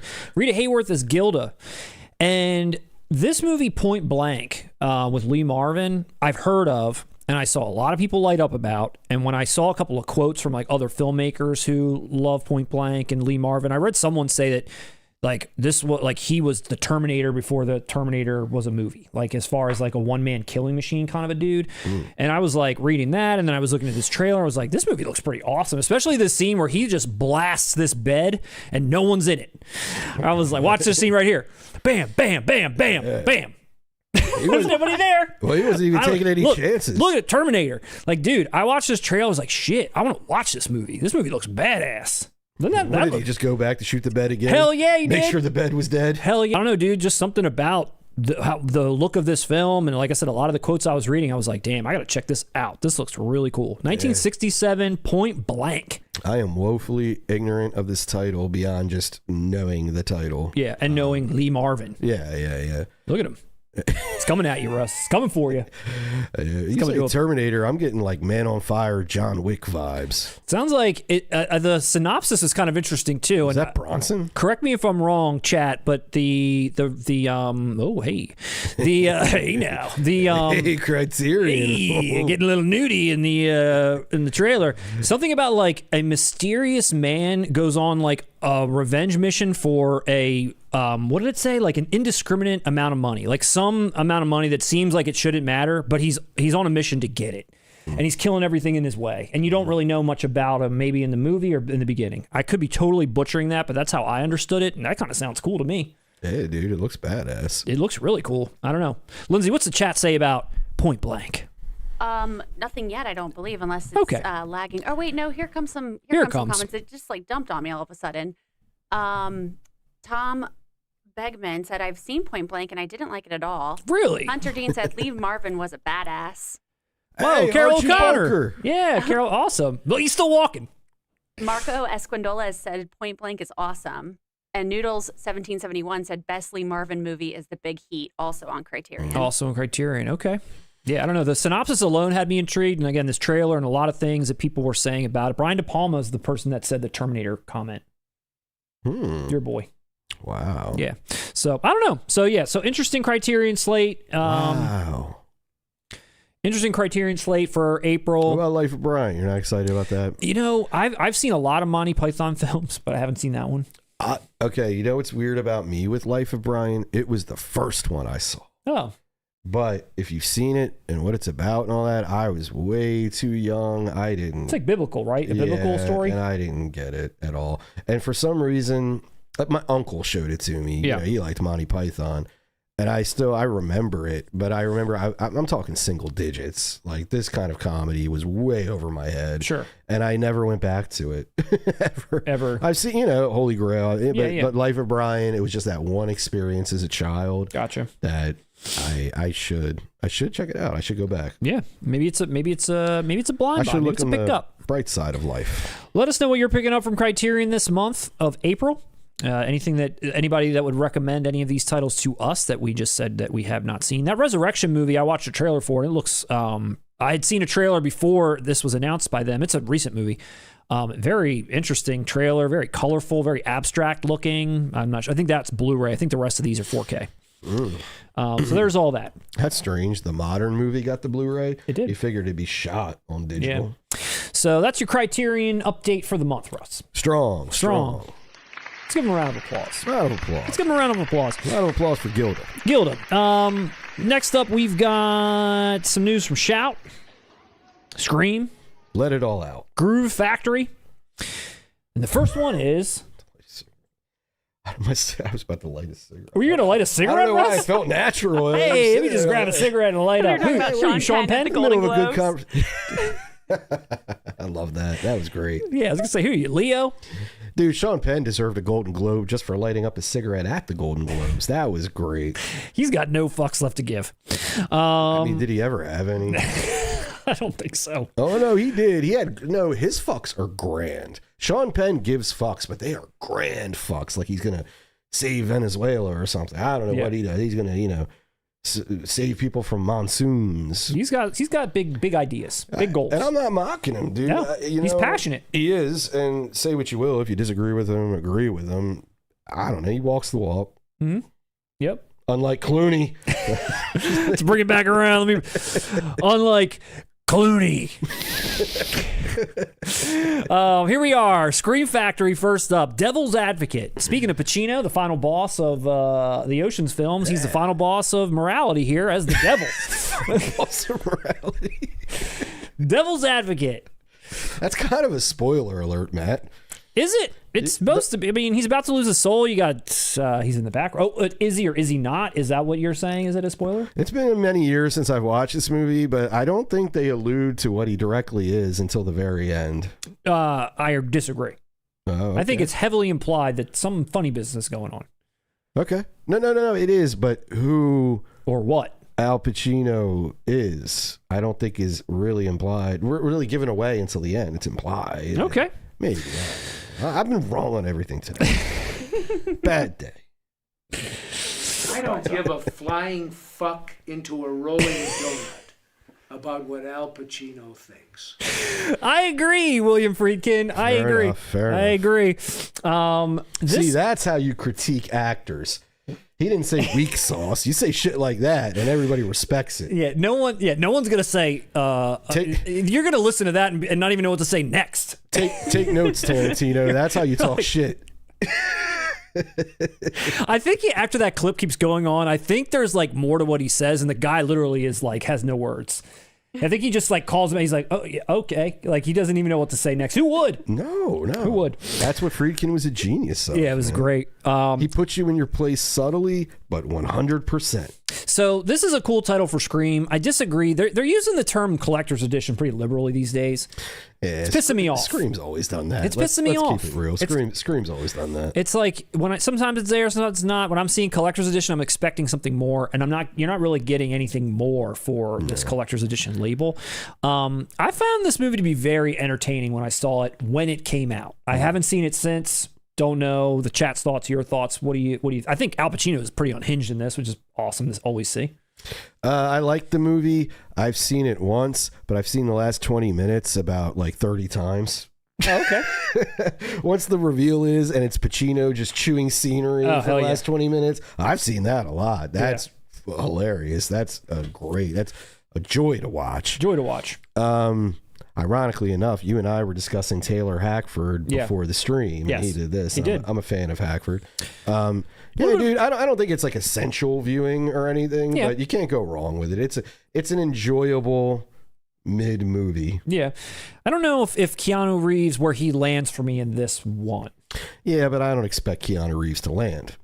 But in any movie. So when he does, it's a nice surprise. Okay. I expect Keanu to be wooden. That's part of his. A little bit of we love him because he's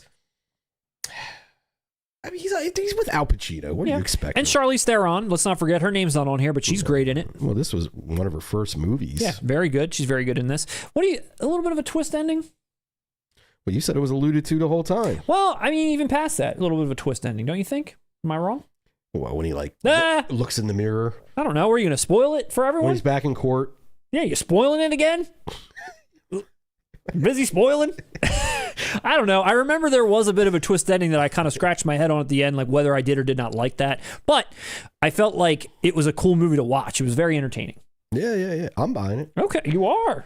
Dude, that last 20 minutes, I'll watch that in 4K over and over again. Lindsay, not to say that what precedes it is bad. It's true. It's kind of by the numbers. Okay. You know? Lindsay, what is there some Devil's Advocate fans out there in the chat? Yeah. Hunter Dean said Devil's Advocate is solid. Devil's Advocate starring a young Charlize Theron. I guess a lot of people are excited about her in this role. Yeah. Lindsay, have you seen Devil's Advocate? No, I haven't. I don't think I have. Oh, all right. Well, maybe it's a watch for us then. Marco Escondolas wants to know what interview with Friedkin is that from? Honestly, I don't remember, but it's a great interview. That's a cool snippet. There's a part where he's like, I don't care. Right after that, he's like, I don't care what Al Pacino thinks, but he's like, Tommy Lee Jones. He's like, now that's a professional actor or something. He said And somebody he was else, always too. prepared and whatever. But he's like, he's basically trashing Al Pacino the whole time. Yeah, he goes on longer about Pacino. Yeah, it's awesome. And didn't he say Hackman too? Where he's like, Gene Hackman, Tommy Lee Jones. Yeah. These are the guys. Yeah. They have ideas and they bring. Yeah. Well, the interviewer is like, Al Pacino said something about, working with you on Cruise, and he said this and this. What do you think about that? And that's where he's like, I don't give, and he just goes in. I could watch that. I could just watch interviews with him instead of his movies probably and be fine. Are you picking this up? Dude, I kind of was looking at it like I said, I had a great time when I watched it. I'm picking it up. I remember really enjoying it. Like I said, just don't go in expecting, this is a masterpiece. This No, is Al it's fun. Pacino's, but it's The Godfather and Devil's Advocate. Don't do that. It's fun. Exactly. It's really fun. It's really fun. I thought, and here, I got a little bit of a trailer here. We'll see. Maybe we'll see. We're trailer kings. We're trailer kings, baby. Let's not get claimed on the trailers. So yeah, you got a little hotshot lawyer action. He's he's always like winning his cases, even when the people he knows he's representing are guilty. I think he doesn't either represent like a child sort of molester in the beginning, and he like gets him off even though he knows he's guilty. So then Al Pacino's like, oh, you got to work for me in my firm, and then things start going south. Yeah. I don't even remember who Charlize Theron's his wife. His wife, right? yeah. And she suspects something. She's like a victim throughout the whole movie. Well, she's like wigging out through the whole thing, and he's just thinking that she's crazy, kind of. Like she's having a lot of weird visions and dreams, and things are going on with her. Yeah. But yeah, look at Al Pacino. He's really young here. He's always looked old. He always looked like he had like red hair there or something in that one scene, didn't he? Yeah. No, but it's a cool movie. I'm definitely interested in at least a rewatch. Pacino's looking suave. Hell there. yeah, he is. Look at all those chicks were checking him out too. Yeah, look at him. They're looking at him more than they're looking at Keanu. Damn right. Look at him. He's got his newsboy cap on. The 90s were different. All the women wanted Pacino. Keanu was nothing back then. Dude, Al Pacino's like 100 years old. He just had a baby like last year. He's still got the ladies. That's true. How many kids does Keanu have? I don't know. Yeah. I don't know. There he is. Look, I just like all these like reveals are coming out from behind the I like in this trailer, Al Pacino's just like walking out from random spots. That's what I mean. Just standing there smiling. Like, what is that shit? What a great smile he's got. Oh, Connie Nielsen. I forgot she's in that. So did she. Oh, look, is this the last 30 minutes? Yeah. You know what I was talking about. I know what you're talking about. Oh, it's Dude, not the one alluded part- to. He just puts his finger in the water and it burns. Come on. Where like the Frank Sinatra song comes on and he starts singing it too. Yeah, like in that yeah. part, like he's the voice of it. That shit's hilarious. Come on, Keanu Reeves. I Pacino. am a morally compromised lawyer. And you are the devil. There we go. Look, oh, coming out with a knife. Yeah, dude. All right. You sold me. Groove, you got my money. Because dude, this is enjoyable. This is a movie I'll put on and have fun with. It's fun. You know? It's definitely fun. Definitely fun. Devil's Advocate. Give your money to Groove. Also, coming up next, Shout Select. Outbreak. Yeah, I hate this movie. Try to remain calm. I'm sorry. I have a bad experience with this movie. I didn't like it either. Is it? Yeah, I didn't really care for this And movie. why'd they put Dustin Hoffman on the cover? They got that Monkeys likeness. That's all they could get to put on the cover. I remember the opening being the most like impactful thing to me in the whole movie. I remember the rest of it was kind of just like whatever. But you remember the very beginning of the movie? No. I saw it in the theater and I was angry going in. I didn't want to see it. Can I set this up? This is a movie channel. Set it up. Our viewers are going to love this. You're going to love this, right? This came out. We were in 7th grade, Matt. Yes. Okay. My first girlfriend I had was in the 7th grade. Okay. Okay. My first date was to the movies. Guess what we saw? We saw Demon Knight. Oh, okay. Not Outbreak. Woo, 5 out of 5, right? Okay. My second date ever with my first girlfriend. Went to the movies. Guess what we saw? In the Mouth of Madness. Damn. We're on fire. We're On rolling. fire. Demon Knight, dude, we're watching Scream Factory movies before Scream Factory existed. Damn. Right? Guess what our third date was? Outbreak. It was, man. And then you ended it. Oddly enough, we did break up after that. Wow. Why? 'Cause she I liked never it made and you that didn't? connection, but yeah, shit. You're right. Dude, she deserved it. No, I mean, I don't know what it was. I don't remember much about the movie, but I remember being in that movie theater. It wasn't great. It was a packed house, too. Yeah. And Well, I mean, it's a lot of big names for that time period. Yeah. And we were coming off of like Jurassic Park, these kind of movies they were throwing at us a lot. Yep. Same deal in this collector's edition, too. It's like might as well be bare bones. I never made that connection, but this is like if you told me, hey, Michael Crichton wrote it, I'd be like, yeah, I know who that is. I don't know who that is. Yeah. I never made that connection, but this is like, if you told me, hey, Michael Crichton wrote it, I'd be like, yeah, I know who that is. I would be like, yeah. But he didn't know he didn't. No, but he might as well have. But it feels like a Michael Crichton. Sure. You know, It feels like a shout select pick. Try to remain calm. That's what your date was saying to you. You're like, we're over. Maybe it is a good movie. I just remember not liking it at all in the 7th grade. And you know, God, dude, Demon Knight and In the Mouth of Madness. And then this. I just remember the very beginning, there's like some like military camp or something, and one person's sick, and they kind of have like a doctor that comes in and treats the guy, and he's like, oh, don't worry, it's no big deal, you know, everything's fine. You're going to be on the mend in no time, and the guy leaves. And then like a second later, here comes this like helicopter and airplane like slowly over top of the base, and they like nuke the base. They like blow it up because they know like this guy has something that is going to spread, and they better like blow it to hell out of here. But it's not even alluded to. Like they're just kind of like, oh, no worries, everything's fine. And then all of a sudden they just nuke it. And I was like, damn, that was pretty awesome. But then the rest of the movie kind of let me down. Honestly, I was just trying to make out with her the whole time. So you weren't even paying attention. So I don't know what the. How do you make out through Outbreak? I was trying to. I was in the 7th grade. You know how it is, dude. Anything. The wind blows. I certainly did it. Dude, the wind blows, you get hard in the 7th grade. and I was like, seriously. The little parts I was paying attention to, Russ, I was a late bloomer. I wasn't doing any making out in 7th grade. You didn't see Sliver yet? Not yet. Not yet. I saw Sliver when it came out. Well, you saw it way later. It was on Prism, really? Channel 45. Did you really? I did. Dude, I saw it like when it came out on home video. No, I didn't. And I think I even told Lindsay that at one point. I was like, I saw it when it came out, and I was 11 years old, and even I knew it was dumb. Russ was I knew it was dumb then. Russ dude. said, I knew Sliver before it was cool. It was never cool, man. Never cool. He's not getting it, Russ. He's really not. He did. He took that. Like, oh, he's trying to flex on me who likes Sliver more. That was not the point, man. The point was even an 11-year-old picked up what a shit movie it was, and that it was inconsistent. Oh, yeah. You tricked me. We're back on Sliver. We're back on Sliver. And another, not to bring up a sore subject, but the other Shout Select title this month is Hail Caesar. And we got Josh Brolin. Who's this star? Yeah, we got George Clooney. We got, and many others, and your other boy, your other favorite there, Jonah Hill. This is definitely lesser Coen's. I enjoyed this movie when I watched it. I thought it had charm, but it's definitely lesser. And every time a Coen Brothers movie like this shows up, it's like, why aren't we getting the ones that we want? Like, this is not the one that we want or need. That is true. That is true, dude. Yeah. Is Intolerable Cruelty on 4K? It's next. It'll be the next Shout Select title.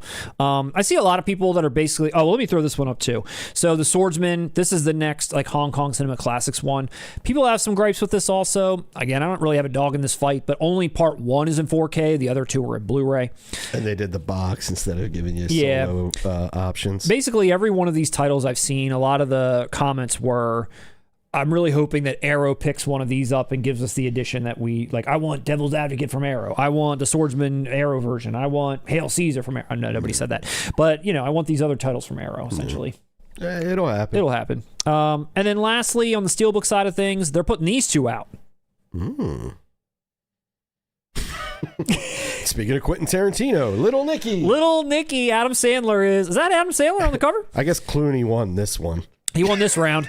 It's a Clooney stream. Piranha's already been out in 4K, and then Little Nicky, I don't think has. Maybe I like that artwork on Piranha. That's pretty cool. It's guys. That literally looks like VHS artwork of its time. Yeah, it looks cool. Just thrown on a steelbook. Yeah, it's I pretty love cool when they do that. So people still want to know where Miami Vice is, though. Well, last I heard, it's going to star Austin Butler and Michael B. Jordan, and it's going to start filming maybe later in the year, Matt. Is it really being remade? Actually, yeah. Oh, shit. I didn't know that. They are casting it, too. They're casting it. See, look, news. 4K Kings. The new Miami Vice, starring Austin Butler and Michael B. Jordan. You heard it here first. You hear it. First. I love that. What if Tabitha Soren just walked out right now and gave us a high five? Kurt Loder. Rest in peace. He's with John Singleton. Yeah, rest in peace to Kurt. Who else? Actually, I didn't know. Kurt, he is. Yeah. Who else? We had John Norris. With the long hair? Yeah. No, he didn't have long hair. Who was the guy with like long hair? That was Matt Pinfield. No, that's the bald guy. No, there was like a long blonde hair guy. What was his name?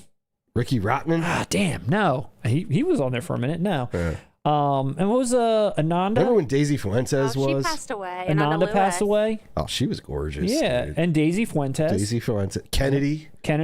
Yep, and Gideon Yago. Oh, I forgot about Gideon. He didn't last long. I mean, they weren't doing the news, though. Some of these other characters were doing the news. Those were like TRL. You know what was messed up about idiots. Jesse, though? You know what was messed up? Remember the guy who came in second? Because it was a whole thing. It was like the second place you guy, vote the new VJ in. They gave him a show, didn't they? The dude, second place he had guy? a career with MTV for years. Yeah. And then the junkie dude who won the contest, they got rid of him quick. Yeah, he was quirky. Like, he can barely form a sentence. We're going to go with the runner-up. Yeah. But he actually lasted for... God, what is that long blonde hair guy's name? Damn it. Sebastian Bach? No. Come on. Somebody out there let me know what Rennie it is. Harlan? We're moving on, but someone's going to let me know who the long blonde hair Bon Jovi looking guy was that was on MTV. And I thought he did the news, but I could be wrong. What era are you talking about? It's our era. 90s? Yeah. Steelbooks are next, Russ. About, man. Steelbooks are next. Another one I was happy to share with you and the audience from Lionsgate Limited. Now, before we dive in, did we want to show from Lionsgate Limited? Oh, yeah. We got Cabin Fevers, y'all. That's right. Thank you. We got the fever. We got the fever. Thank you, Lionsgate, for sending this our way. I like this slip, how like the ladies coming out of the muck there. It is really cool. It's pretty rad. I like the artwork. Honestly, Lionsgate does good artwork. Yeah, they're nailing it. I haven't seen this movie in so long. Pretty psyched to watch this again, to be honest. Thank you so much, Lionsgate, for sending this our way. This segment is brought to you by Eli Roth. Lionsgate Limited. Lionsgate Limited. So here we have the Pancakes. Doors. Here we have Pancakes. No, here we have the Doors from Lionsgate Limited, coming out February 17th, 4K Ultra HD. Now, I didn't pay attention to the artwork yet because, I get my come here, for the reaction. Yep. For the lulls. And I heard this slip is terrible. I've heard complaints about it. I've seen mixed to negative reviews about the art. Okay. Mixed to negative, not like mixed to, it's in the middle. It's like almost veering on completely negative. Gotcha. What do you think about it? Sometimes it's hard to tell until you get it and you see it, but what do you think so far based on the likeness that we're looking at here? They couldn't get Val Kilmer's likeness, so they went with a combination a little bit like him, but making it look like the statue that's at Morrison's grave. Is that what they're doing? I don't know. That's how I'm justifying it. Okay. These two little like wispy doodles here, these are the two that I feel like I'm the least thrilled about. I didn't comment on the hair. Yeah, that does sound like, or that does look like a Snapchat filter or something that just was placed on top of, Wax Museum Val Kilmer. Yeah. But yeah, that's pretty bad. I can't justify that. I don't know. You're right, Matt. Why'd you point out the hair? That little thing right there. And so now this previously was put out, Shout Select. No, wait, who put this out in 4K already? It was just a standard 4K in North America. Shout Select put out all of Oliver Stone's. That's why I'm always thinking they did it. The only one they didn't was like this and talk radio, right? Basically. So this is. It's really interesting because Lionsgate seems to love to do these like portraits where the slipcase removes some element of the face or the head. And I don't know if they're like onto it where they know people like to swap these around and like switch stuff like American Psycho and Flight Risk and The Crow. This hair on a Christian Bale. I mean, you could. This hair on Patrick Bateman. On The Crow even. Or switch it around. Do whatever you want to do. Mix and match. Yeah. Have you seen what happens when the slip comes up? Do you have graphics of it? I do. I want to see. You haven't seen. Nice. Oh, no. Okay. All right. So here's what it looks like. Once you take the slip up. No. You're joking. The audible gasp from Lindsay. It's like basically the same thing, except now it's a little psychedelic. Oh, God. Yeah, it sucks. That was the wrong call. Well, and can I tell you another reason why I'm a big fan? I grew up on the Doors, right? They were the band I loved the most when I was a kid. Okay.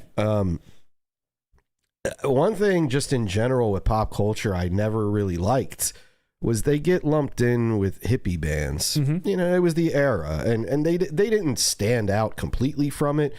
But when you think about 60s counterculture, when you think about Woodstock, all that stuff, what do you think, fashion-wise, what's the first thing that pops in your head?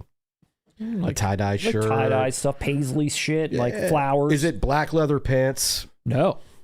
And that's what Jim Morrison was. You know what I mean? That's what the Doors stood out more than I think people understand from that era. And to me, The only justification of doing this beyond not having the rights to the likeness is making it psychedelic, which again, to me, that element's there, but it's not as dominant of an element in their music as I think the common person thinks, or whatever AI did this artwork. The AI doesn't know that. You know what I mean? Yeah. So this is coming as Lionsgate has done before. You're getting old features, which there is a lot, by the way. There's a lot of features on here. Commentaries, documentaries, deleted scenes, interviews, all this stuff. But there's 2 new features. One, Oliver Stone comes back to do a director's intro to the film. And from what I gather, because I saw someone comment this, could be wrong, but from what I gather, part of his intro is him talking about how this cut, I guess, is there 2 cuts? Or like that the cut that is being presented here is the only cut to watch. And there's a reason why, and I guess he explains that. I don't know the history of all that, because you got to understand, when I watched this, all we had was VHS. That's all we knew. Yeah. I didn't know. Nobody talked on VHSs about Oliver Stone didn't pop up and tell me which cut was superior. Yeah, apparently he's going to do that here. And then there's also a featurette called Val, Oliver, and Jim, The Making of Morrison. Who's doing that? It's just a featurette. That's what it's called. Val, Oliver, Jim, The Making of Morrison. That's interesting. I wonder if they'll go into afterwards. You know, Val Kilmer said it took him a year after doing this movie to feel normal. He actually went into therapy to shake the Jim Morrison out of his head. Like I might need to go to therapy to shake this out of my head. To shake this image. How about that? Well, I mean, Lizard King, you know, I get it. The desert, all that. I don't know, dude. I'm going to be honest. No, it's not great, but I feel like they were working with a handicap. Maybe it was too like inside baseball of a fandom thing for me to, I don't like the psychedelic tie-dye colors, you know? Yeah. I don't know. But if everyone else isn't liking it, I've seen a lot of bad comments. Yeah, I'm with them. Lindsay, based on the chat, are people in agreement about the cover? Yeah, pretty much. There's a few folks that do like it, and let me find this one. Extofer said Akiko Sterenberger is an iconic artist who created that artwork, and it isn't AI. Were they working? And I actually have this question about a lot of artists who do covers. Is it a pain in the ass when you're doing a movie like this and you can't use Val Kilmer? You can't use Jim Morrison. Yeah. You can't use anything like, and it's not like this movie's filled with car chases and shit that you can showcase. Like, I feel like those artists, when they deal with this, are kind of working with one arm tied behind their back. And I'm sure they're given some notes from Lionsgate themselves. This is what we're looking for. Or maybe they give a couple of renditions, and this is how they have to do it. I mean, I'm sure it's a painting, and like I said, I'm interested to see what it looks like in hand versus. It's really tough sometimes to see a mock-up. You know what? That's the other thing. I remember that Casino Steelbook that came out recently, and I thought it looked atrocious. In person, it wasn't bad. Looked pretty good. Yeah. Sometimes with the sheen of a Steelbook and all that you're looking at, some of these designs do look better with the embossing and all that. There's more of a reason behind it. Yeah. When we're looking at it right here at a JPEG. Yeah. True. You know, not always, but hopefully that'll be the case here. What if we did a contest where on this stream, and I'm just fleshing this out right now, never even gave any thought, see what we both think. What if we say on this stream, drop a comment below, let us know on the stream what you think about this art, good, bad, indifferent. If the comment makes us laugh, as always that we like to do, you know, give us a witty comment. We will send you something within our pot of goodies that we've got over there. We've got a lot of Steelbooks from Lionsgate, plus a lot of other things. If the comments reach 100, we will pick our very favorite. Oh, well, shit, I'm going to submit one myself right now. I think it should be something about this art. Like I said, whether you like it or don't, but let's see how clever we can make it based on what we're looking at here. No disrespect to the artists themselves, but just let's have some fun. And let's have some fun. You're dealing with a guy who knows a ton about the Doors. So if there's some references in there, that'd be fun.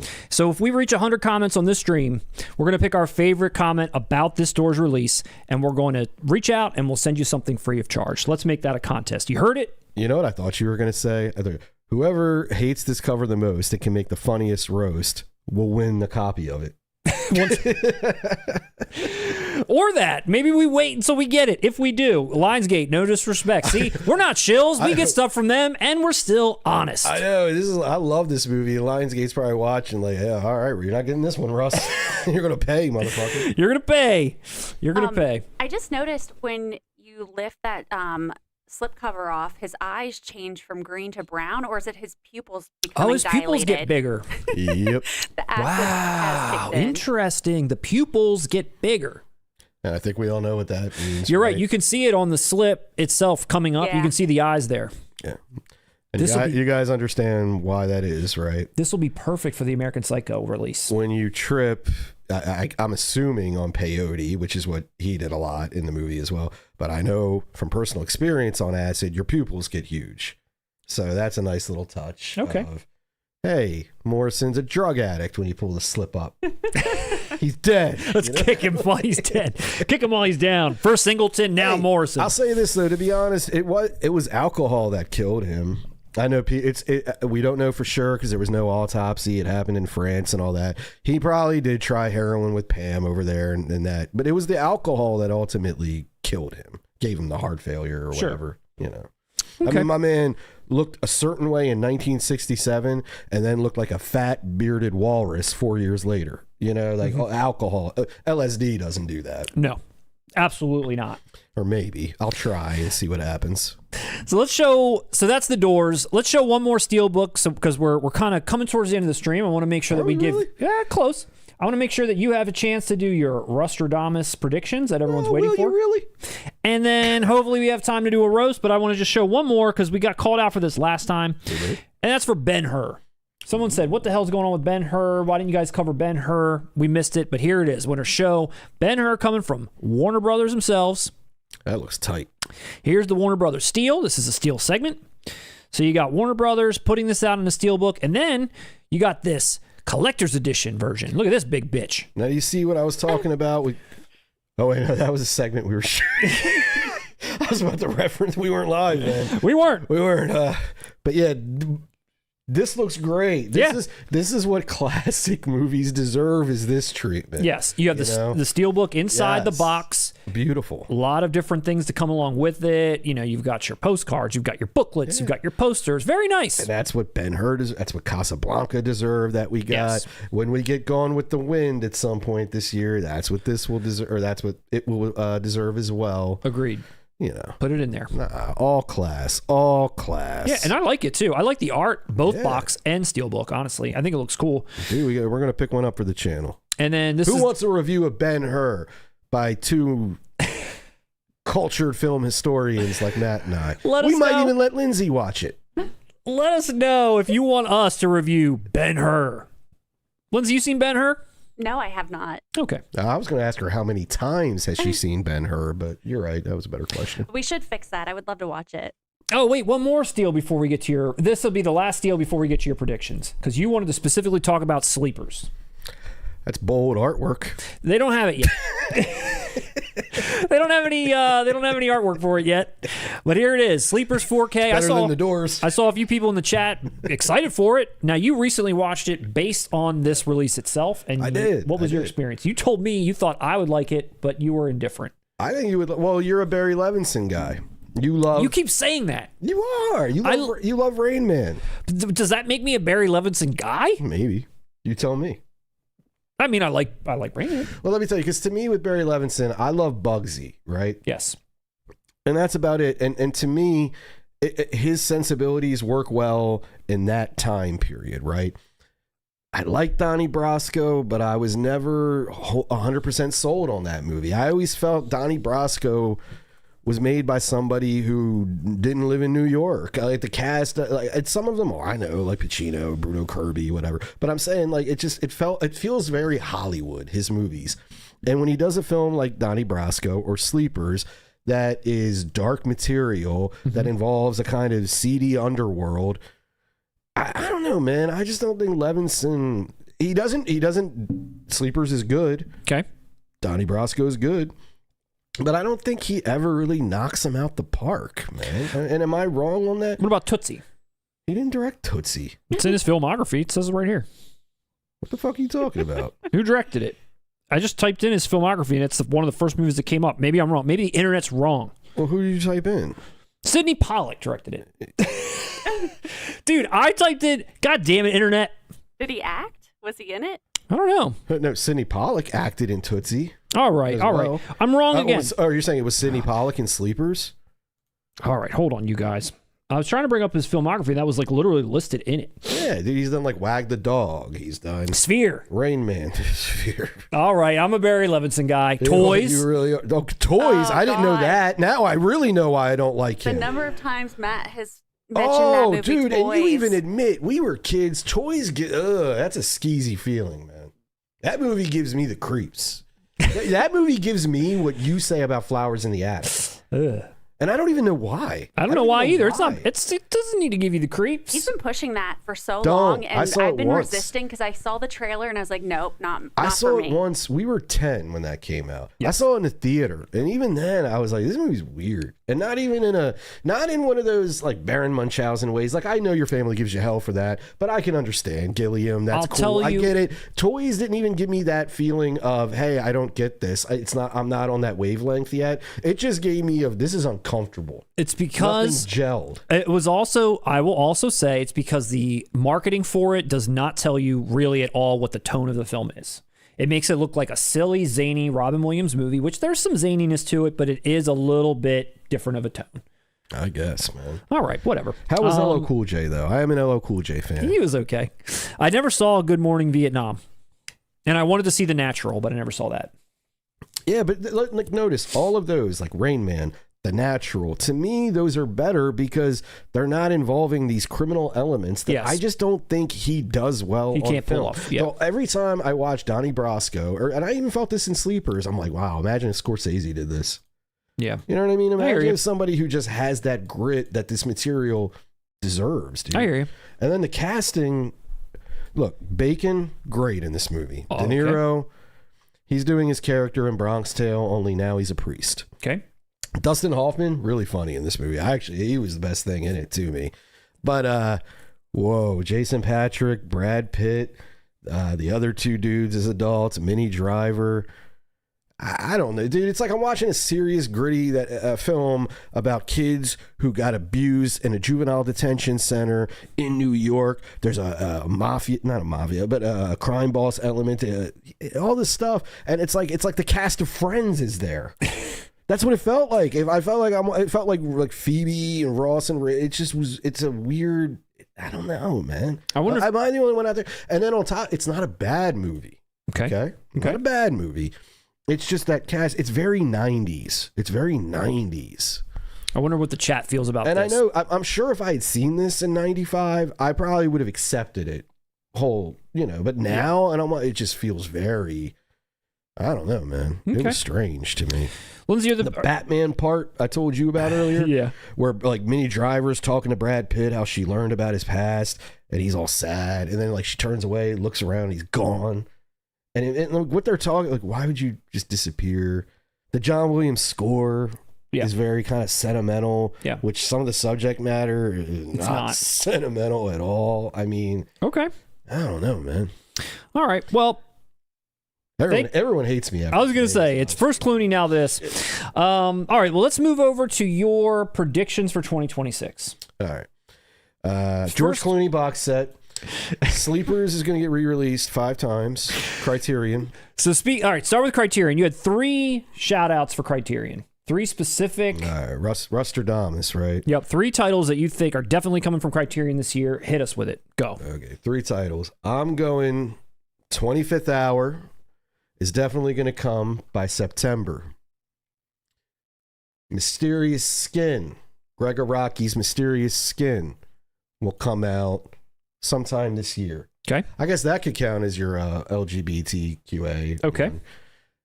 If you want a reference for that, though, for my LGBTQA friends, Party Girl, Parker Posey's film from 1995, I think is perfect for Criterion. And they've already done The Day Trippers, another Parker. I feel like that's in there. Okay. Even okay. Days of Confused, we got the Parker Posey train going. Okay. So that was my 3, right? Oh, the big one. Yeah. This is the one. Everyone was shocked when I said House Party. Remember that? Everyone, yes. House Party on Criterion? No. I'm going to call it right now, guys. White Men Can't Jump from Criterion. You heard That's that. gonna happen. You heard it here first. Ron Shelton, other movies of Bull Durham, a sports film from him, was released by Criterion. They're kind of circling this era. Dude, the John Singleton trilogy is another example of it. They're honing in on this sort of subsect of 90s movies. Some of them were called hood movies. Some of them were, black cast. And you can just see where they're aiming for. And then with the Ron Shelton connection as well. Okay. And Kubrick loved it. White Men Can't Jump, Criterion. And tell me you can't picture a cover, like a glossy 4K of a basketball with some silhouette of them too. You can just see it. And not like an Arrow or someone. It's Criterion. I think so. Okay. It's Fox, isn't it? I'm unsure. I think, White Men Can't Jump was Fox, if I may be incorrect on that. But Okay. then it's Disney, so Criterion is probably the only choice for it. Okay. But I think Criterion is seeking out these films. Okay. Dead Presidents will be a lock as well. The Hughes brothers. They did Menace to Society. Criterion originally released Dead Presidents on Laserdisc back in the 90s. So that's a lock as well. For 2026. I would have guessed last year because Dead Presidents was 1995. Okay. But I think it's coming. Okay.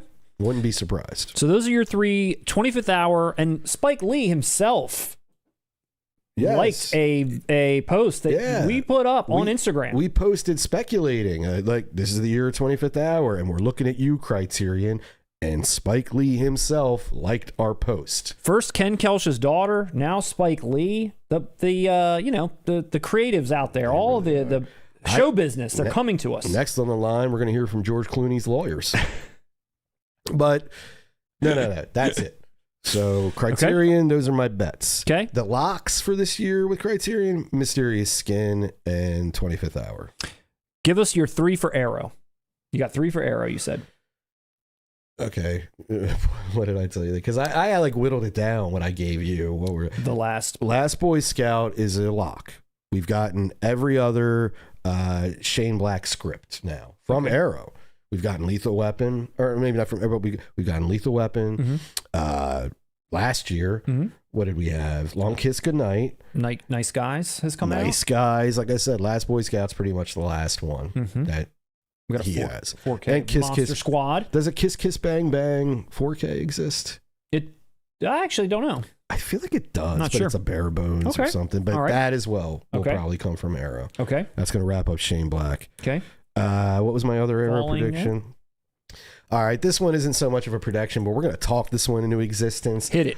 Arrow Falling Down, featuring Michael Douglas, Need it. Robert Duvall from 92, I believe that Yes. film came out. This is in your wheelhouse, big audience for it. This is an Arrow release. Do it. They've been circling this Arrow around. Once I saw Under Siege and Demolition Man, and I know they have nothing to do with Falling Down, but they're still in that same sort of pop culture zeitgeist of 92, 90, I don't know. And their Warner titles like that, make that happen. I guarantee you that's already in the works. Okay. Oh, I realized I actually had posters for these. Nice, Matt. There we go. Again, you've been sabotaging me this whole stream. And then here's the last one. Yep, I'm going to bet on Arrow giving us Pump Up the Volume. This sounds like a long shot, but Warner owns this title. New Line originally did it. We got Heathers from Arrow. We did. Okay.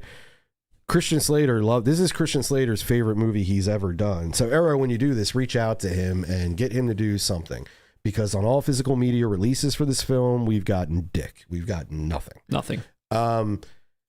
I think this is in that, like I said, Heathers, Mallrats, like what Arrow does sometimes. Yeah. Even Weird Science. I feel like this is a movie that didn't quite get over the mountain in terms of complete notoriety and recognition, but the people who love it, and it's right on that line of cult fandom. Okay. And like I said, Heather's getting it. Legend of Billie Jean, put that out too. But I see that coming. So Last Boy Scout. Last but not least, Matt, The Last Down. Boy Scout. See, we had every other Shane Black movie come out. Lethal Weapon. Yep. We had, does Kiss Kiss Bang Bang have a 4K? I feel like they have a bare bones one. The chat is saying no. No, okay. No. But yeah, Lethal Weapon. Yep. Long Kiss. No, man, come on. Vinegar Syndrome, a VSU of Masters of the Universe is what I am predicting. Okay. The reasons why they've acquired the rights to this. Mm-hmm. Umbrella put out a special edition Blu-ray. of this. Mm-hmm. Now, what happens with Umbrella special editions? What just happened? We saw it with Tank Girl. Mm-hmm. What ends up happening? We get VSUs. Mm-hmm. Masters of the Universe is going to get it. Okay, I can see that. And they're putting out a new He-Man movie very soon. Very soon. So to drum up support for that and all that, I'm banking on a VSU of Masters of the Universe. Okay.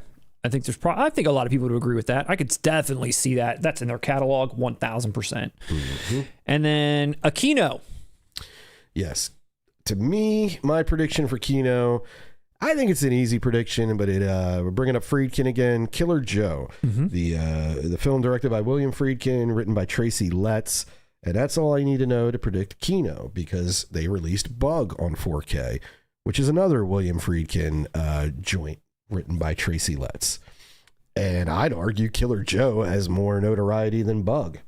Not much, but it has more of a reaction to it, I'd say. I told you I wanted to give this movie another chance. The first time I watched it took me by surprise, particularly that scene at the end with him and Gina Gershon with the chicken leg.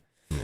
That definitely just came out of nowhere, and I didn't even know what to think. Doesn't the movie end right after that scene?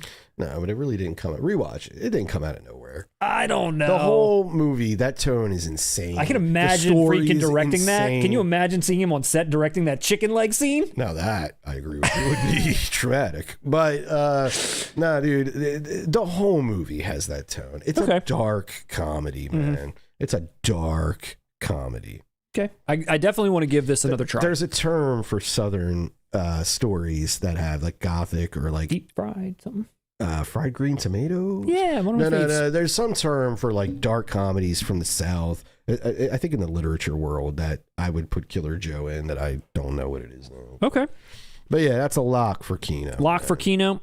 And then you also had one last Steelbook recommendation, and Nostradamus. Yeah. Nostradamus. Rustradamus. We keep saying Nostradamus. It's Rustradamus. Rustradamus. Yeah. Rustradamus predicts the Gone Girl Steelbook this year. Criterion, when is the 4K coming out? Not from Criterion. Why did you pull that up? I'm going to give you a round of applause for being completely absurd. Well, because Ben Affleck's in that. That's right. Yeah. Well, he's the main star.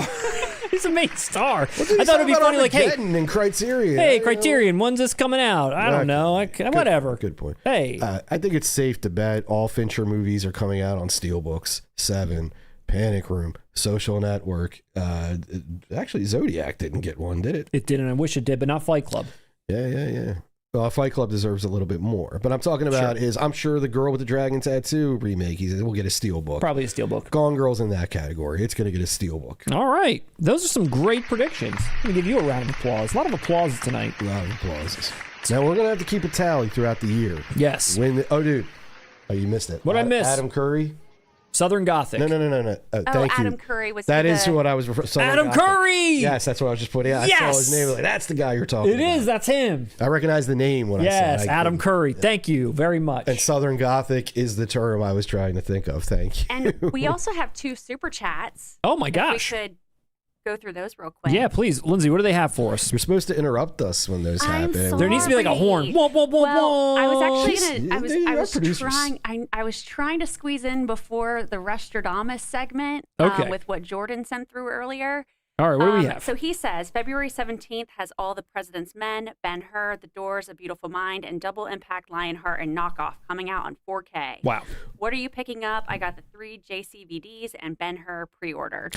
So I really, All the President's Men, which I had here, is a movie I've always wanted to see. And it's a Robert Redford movie that I have on the list to check out that I have not seen. I love Dustin Hoffman's hair here alone for the pickup. Thinking that. Holy crap. I never watched it either, Matt, but it's because I am a huge fan of Richard Nixon. And I didn't like what these assholes did to his president. No, I've always missed it. Dude, I've seen a lot of, I've seen Network. I always miss this one. Yeah, I always miss this one. I've always missed this one. Yeah, I had my eyes on this. This is definitely one that I definitely wanted to check out. We'll probably, The Doors. at this point. Well, I'm picking up the Doors for sure. For sure. And it's funny, we haven't talked about any of those JCVD titles. I would like to pick up Double Impact, but is it available like on a site like Diabolic and all? I believe so. It's MVD, I think, is putting that out. Oh, it's MVD. Yeah. I think that's who's doing it. Jordan, I'd like to pick up Double Impact. I'm gonna look into that. I enjoyed Double Impact. Lionheart, I don't know that I liked as much. When I was a kid, I actually watched Double Impact and Lionheart a lot. Oh, did you really? Yeah, but you're right. Lionheart is more, from what I remember, it's like sad. It's like more kind of want to be dramatic. Yeah. You know what I mean? Bloodsport. Yeah, and Double Impact's pretty silly when there's two of them on screen. One's like, but that's fun though. Yeah. And when you're a little kid, like two JCVDs. I know. And one JCVD is like an asshole with like slick back hair, and the other one's kind of like the Bloodsport character. He's like sweet. But they both do coke. They both ruin their lives. So absolutely. So all the JCVD 4K, the movie JCVD. Oh, yeah, dude. 4K. You and I are big. We both love that movie. I love JCVD the movie. Holy crap, that movie's awesome. But this would definitely be one I would be interested in checking out. Ben-Hur, I'm not gonna lie, I'm interested. Also, maybe I don't know that I would get the big box. I don't have any real affinity for it, but it's definitely in my thoughts. I'll tell you this: I hate when days like that happen, Jordan. Yeah, I remember when like Sleepaway Camp 2 and 3. Like, I hate when a day comes up where they're all day one purchases. Yeah, they're all it's ones tough. you're looking forward to, and then you got to kind of make decisions on how to. Yeah. I'll get this one this day. Yeah. And put that off. Agreed.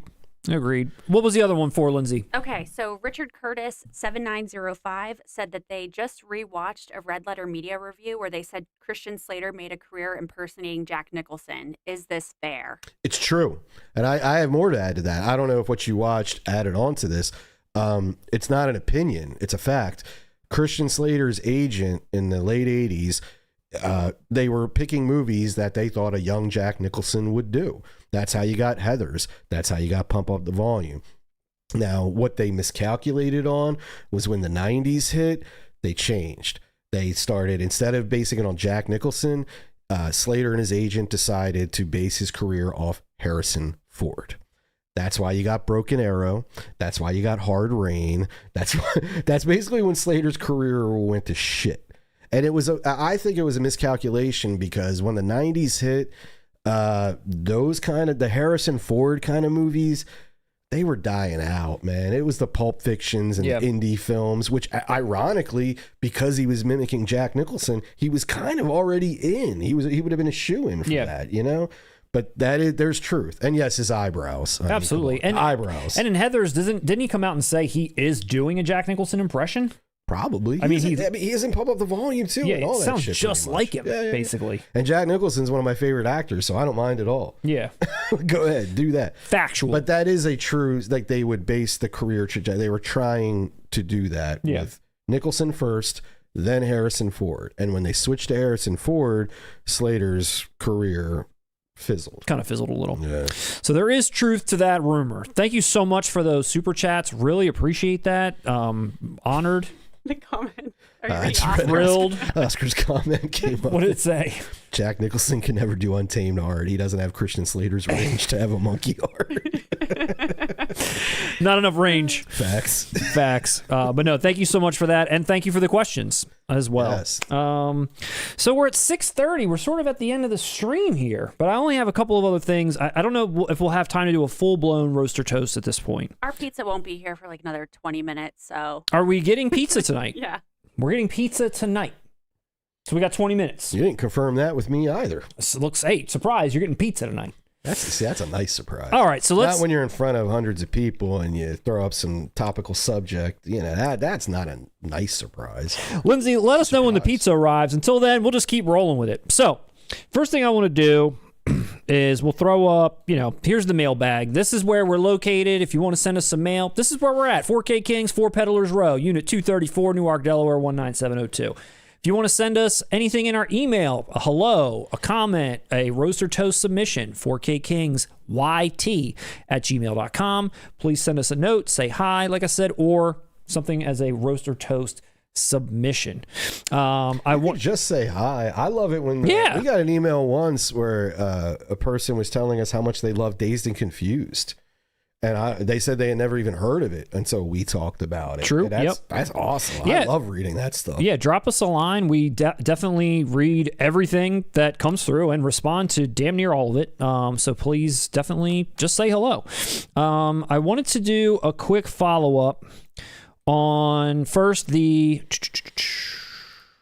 our roaster toast from last week. So this was from, I'm going to bring this over here. This was from Billy S. last week. Oh, yeah. For those that remember, if you watched last stream, Billy S. sent us this, and I'm not going to go through every close-up shot, but this was the collection in the room that we saw. And one of the things that we were asking was, what is he looking at? Because we've got chairs going this way, chairs going that way. I want to see the other side of the room. Well, didn't I say it's the TV? You did. Boom. There it is. Yeah. What else would be Whoa, there? so cozy. So that's what the other side look looks at the like. top right. Point Break. Point Break. Oh. Point Break. You should have sent us this picture. It would have been nothing but toasts. But also, what I wanted to bring up was that when we had this up last time, Billy, I hope you're still out there, we were speculating who this character was right here. I had no idea who this was. We made a couple of comments who it could possibly be, but we weren't sure. And when he replied back with the email, he said that that's his dad that passed away. And what he also mentioned let me see if I can pull up the email directly because I don't want to misquote Billy here. Let me see if I could find him really quickly. Billy, okay, he said, the picture that is covered, finally, the picture you saw on top is my father who passed away a few years ago. And his favorite Western, which is also a favorite of mine, was Silverado. Well, That gets the pass. I told you I wasn't going to bring it up again unless it absolutely warranted it. Well, it warranted you making a point. I wanted to make a point. First off, rest in peace to Billy's father. I hope we didn't know who that. I hope we didn't say. No, we weren't. I think I was like, No, we just were curious. I mean, that's Yeah. a sensitive thing. I don't want to be sitting here making fun of. No, and now that I'm looking at the picture, it's almost like when Billy himself and whomever is sitting here watching TV, it's like the dad is watching TV with him. You're gonna make me cry. Yeah, that's pretty cool. Isn't that cool? That is. Yeah. It's pretty awesome. So, Billy, thank you for following up and giving me another opportunity to talk about Silverado and sharing this with the folks at home. But just when you thought I might be done, Russ, Bring up all this just to give Silverado some points. I also wanted to give a shout out to Ian Hunt. Is Ian Hunt out there? He's a frequent viewer of our streams, a commenter. He DMs us all the time, sends us messages. Love you, Ian. He sent a DM to us. I don't know. Did you see this DM, Russ? I have to know what it is, man. So he sent us a DM that said he was at a pub quiz, wherever he's at. No, and I didn't see this one. And typically with a pub quiz, there's like a picture round. And I guess Kevin Costner just turned 71 years old. And it was all pictures of Kevin Costner movies, and you had to name what they were. And I have it here. If I could just bring that over. Oh, Ian Hunt's here tonight. Just done pub quiz, 10 Kevin Costner films as he's apparently 71. Does number 2 look familiar? We won by 1 point. So thanks to the 4K Kings, i.e. Matt, for spreading the love for a film I'd not heard of until a few months ago when Matt wouldn't shut the fuck up about it. And look, because of Silverado, Ian won bar dollars or something at his pub. We put aside a roaster toast for you to just comb through anything you can find. This is so relevant. Matt, you're sick. This is so relevant. You're sick. He reached out and sent this to us. The glee in Matt's I showed this face to Lindsay. when he showed me. I was like, oh my god. I was like, and I said back to him, I was like, thank you for giving me another reason to bring up Silverado. Thank you, Ian. You're a treasure and a gem. I'm about to start sending to people who watch Super Chats. Just please don't bring up Silverado. Here's $20.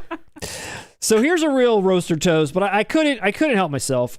I had to bring it up. Like I said, I wasn't going to bring it up unless I absolutely had to. All right, 10 minutes till pizza. 10 minutes till pizza. All right, this is coming from Luis J. We got some stuff down here too. See, roast. You wasted your money on that Reanimator only for the second site release to come out less than a year later. Roast. Luis, you're roasted. Retire to your bunker. A lot of Kinos, a lot not even unwrapped. It looks like the ones that are not in slips still have wrappers on them. I can't tell. You missed out on the slip of Secret to My Success. Roast. Roast. Do you even watch movies? They're in plastic. Roast. And Secret Admirer and One Good Cop. Roasted. And hold on. This is Kino Lorber, and Spaceballs is at the end of it. You got a whole fucking shelf there. Grease. Every last one of those, once you pop them open, they're filled with grease. Clean that shelf. Roasted. You got cancer now. Down here, we've got a lot of stuff still in second wrappers. sight. All right, Luis, do you watch movies? Do you listen to music, or do you just skim through it? What are you doing? And a lot of good ones too. Bull, love that. I repped that not that long ago. We got the Ginger Snaps collection. Shout out to our boy Roger who brought that into our lives. Wait, Second Sight did Ginger Snaps? They did. It's a Blu-ray collection. That's probably I'd buy it. Would you buy it? Yeah, it's blue. We got Green Room still in the wrapper. We got Hitcher still in the wrapper. We got everything is still in the wrapper. Are you a scalper? Maybe it's his method to like know which ones he hasn't watched. That is true. That is a good point. Now I will say, Very easy way to keep track. We buy a lot. We get a lot in the mail. I don't necessarily unwrap everything right away, but I do like to have like a unwrap party once in a while. I'll be like, let me pull a bunch off the shelf and have fun. You put like your bib around like you're doing crabs, and you kind of like unwrap everything. Yeah. I know exactly what you mean, man. Go on, you don't do that, Russ? Down here, we got the Trick or Treat, one of your top fives of 2024. Yeah, dude. That's a cool, I own that phenomenon as well. It's Synapse. Master of the Universe, we just mentioned that. Yep. Let me make another prediction. Monkey Shines on 4K. Coming soon. Anything Umbrella does from Vinegar Syndrome. So this is his first shelf with a lot of stuff in a wrapper. I'm not going to, what was in the middle there? Got more bunker shots. Where are we at next to Reanimator and Justice League. The Monster Squad and that's and Tank Goonies. Girl. Oh, yeah, Tank Girl. Tank Girl. Yeah, I didn't Girl. know what that was. Yeah, Tank Girl. Okay. That's Tank Girl. Wait, he has that never-ending story? Wasn't that $6 million? This is the imprint version, regular. I don't know. It's $3 million? Yeah, this might be the 3. It's not the big book, but it's definitely up there. And again, we've got like the windows blacked out with a piece of cardboard. Luis, we're going to need a follow-up. I'm sorry. I don't know what you're doing down there, why you have to cover everything up. Maybe you're I bet if the camera spun around, he has like victims and hostages in this bunker. Here's another shelf filled There's like with, a woman chained to a radiator if we just like, pan the camera a little to the right. We got another shelf here of wrapped up releases. It's a wrap. Okay, yeah, there's a lot. Everything here is wrapped up. You're a reseller. You're a buyer, you're a reseller, we're unclear, but everything is wrapped up. I like this Halloween collector's edition thing here. This is kind of cool. Yeah, how much that going to sell for on eBay, huh? How about this Constantine? I had to settle for the Steelbook because this one sold out, and here you are with it in a wrapper. Roasted.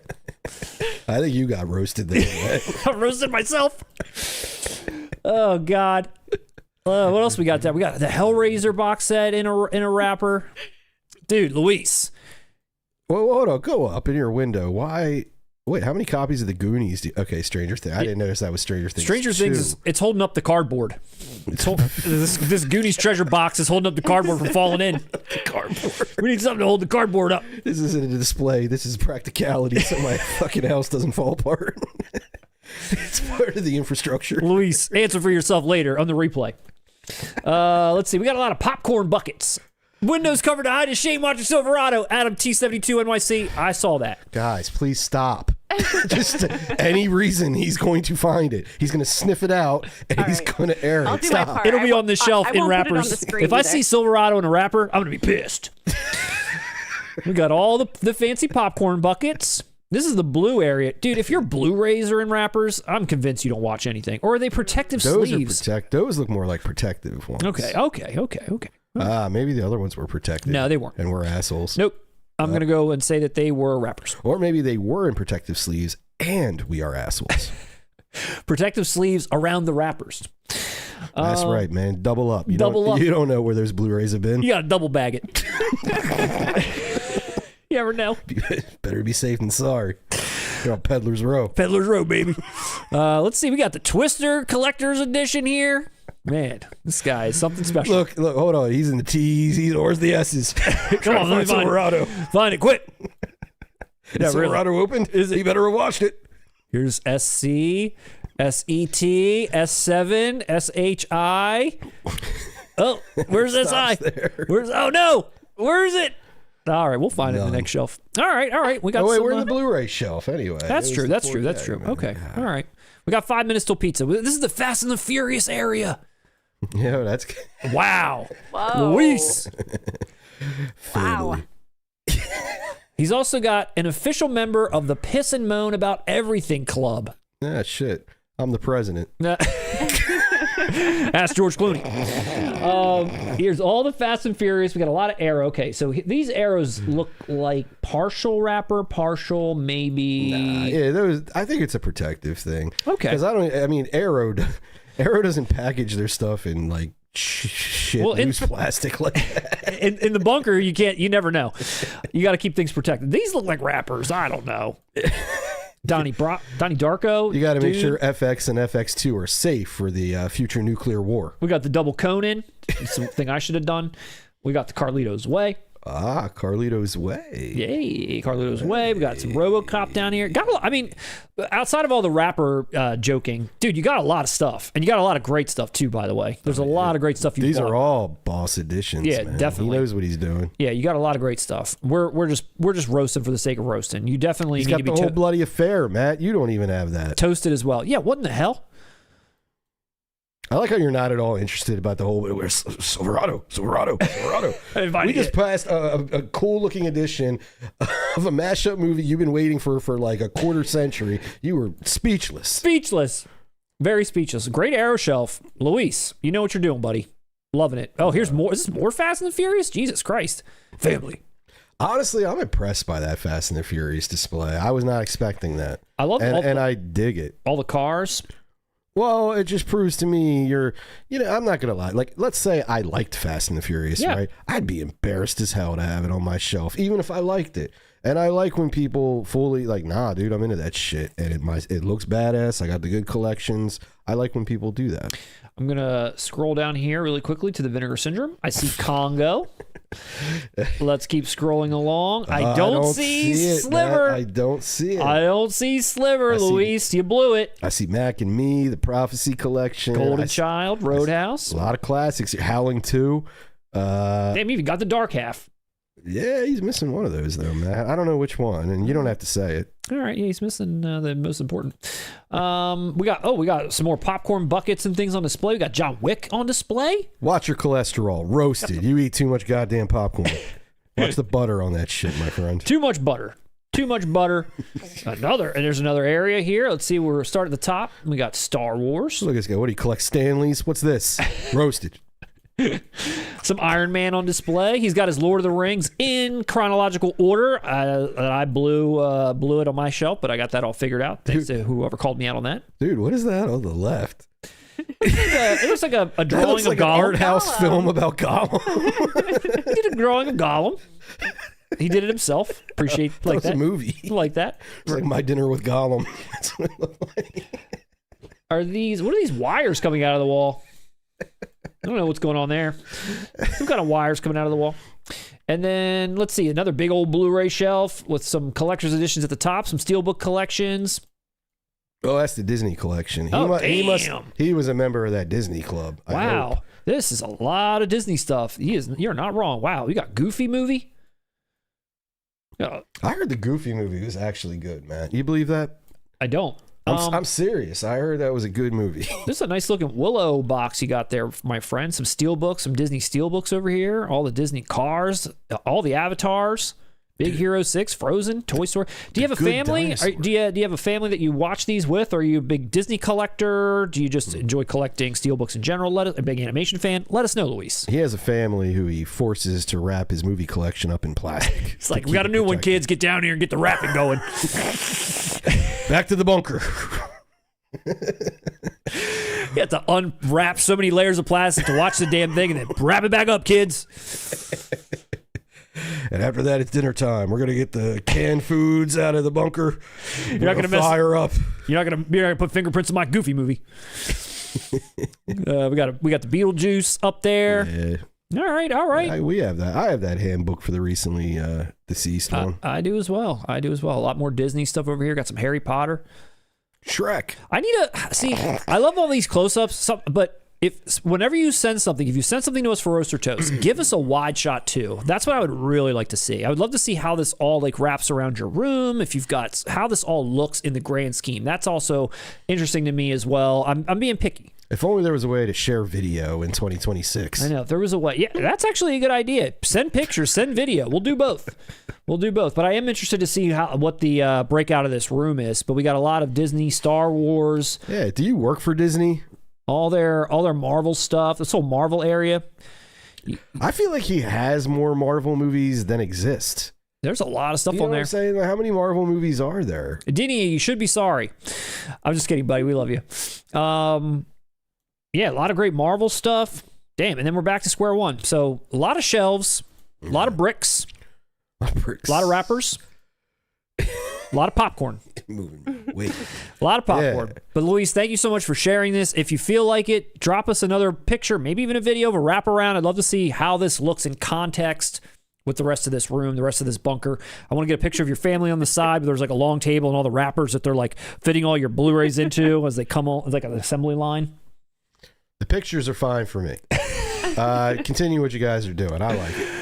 Thank you so much, everyone, for watching. Really appreciate it. A little bit of an extra long stream. Russ, as always, it's been a pleasure. That it has, my friend. That it has. Lindsay, thank you for everything. Thank you, everyone, for joining us. Well, I feel like we talked about pizza on the live stream. You hungry, buddy? I'm getting hungry. People wanted to know what the order was. I went with a large pepperoni and a meatball stromboli. I swear, Wow. if I was watching From this live Tony's stream, Cafe. my main takeaway would be, wow, they don't tell Russ shit. we just Surprise! we just keep rolling you along. There all throughout was a the bit rest of a the text chain about who wants to eat. Pizza would be good. You didn't reply. You left me cold on that one. Oh, that's true. took That wasn't matters the into my movie night own chain. hands. You're right. All right. I was thinking about it more in terms of this. Yeah. Vindicated. You're correct. You're correct on that one. Vindicated. Well, it's been great. Looking forward to the next stream as always. Thank you, everyone, for watching. We got so many great things coming up, as we mentioned. So many great videos, so many great shorts. Don't forget about our Doors contest. Drop a comment on this stream. Once we get to 100, we will award our favorite comment about that Doors release with something that's in our goodie bag over here. Yeah. Russ, would you like to have the last word this evening? Sure, man. I want to thank everybody for watching, first off. And I want to thank this great collection. Yep. Friend, great collection. But listen, we came in with George Clooney, Matt. We're going to end on another controversial one. I'm sorry. I was unaware of this until you texted me. But apparently, the actor who played Poindexter, he's in some hot water right now, Matt. I don't know if you know what's going on here, but the guy from Revenge of the...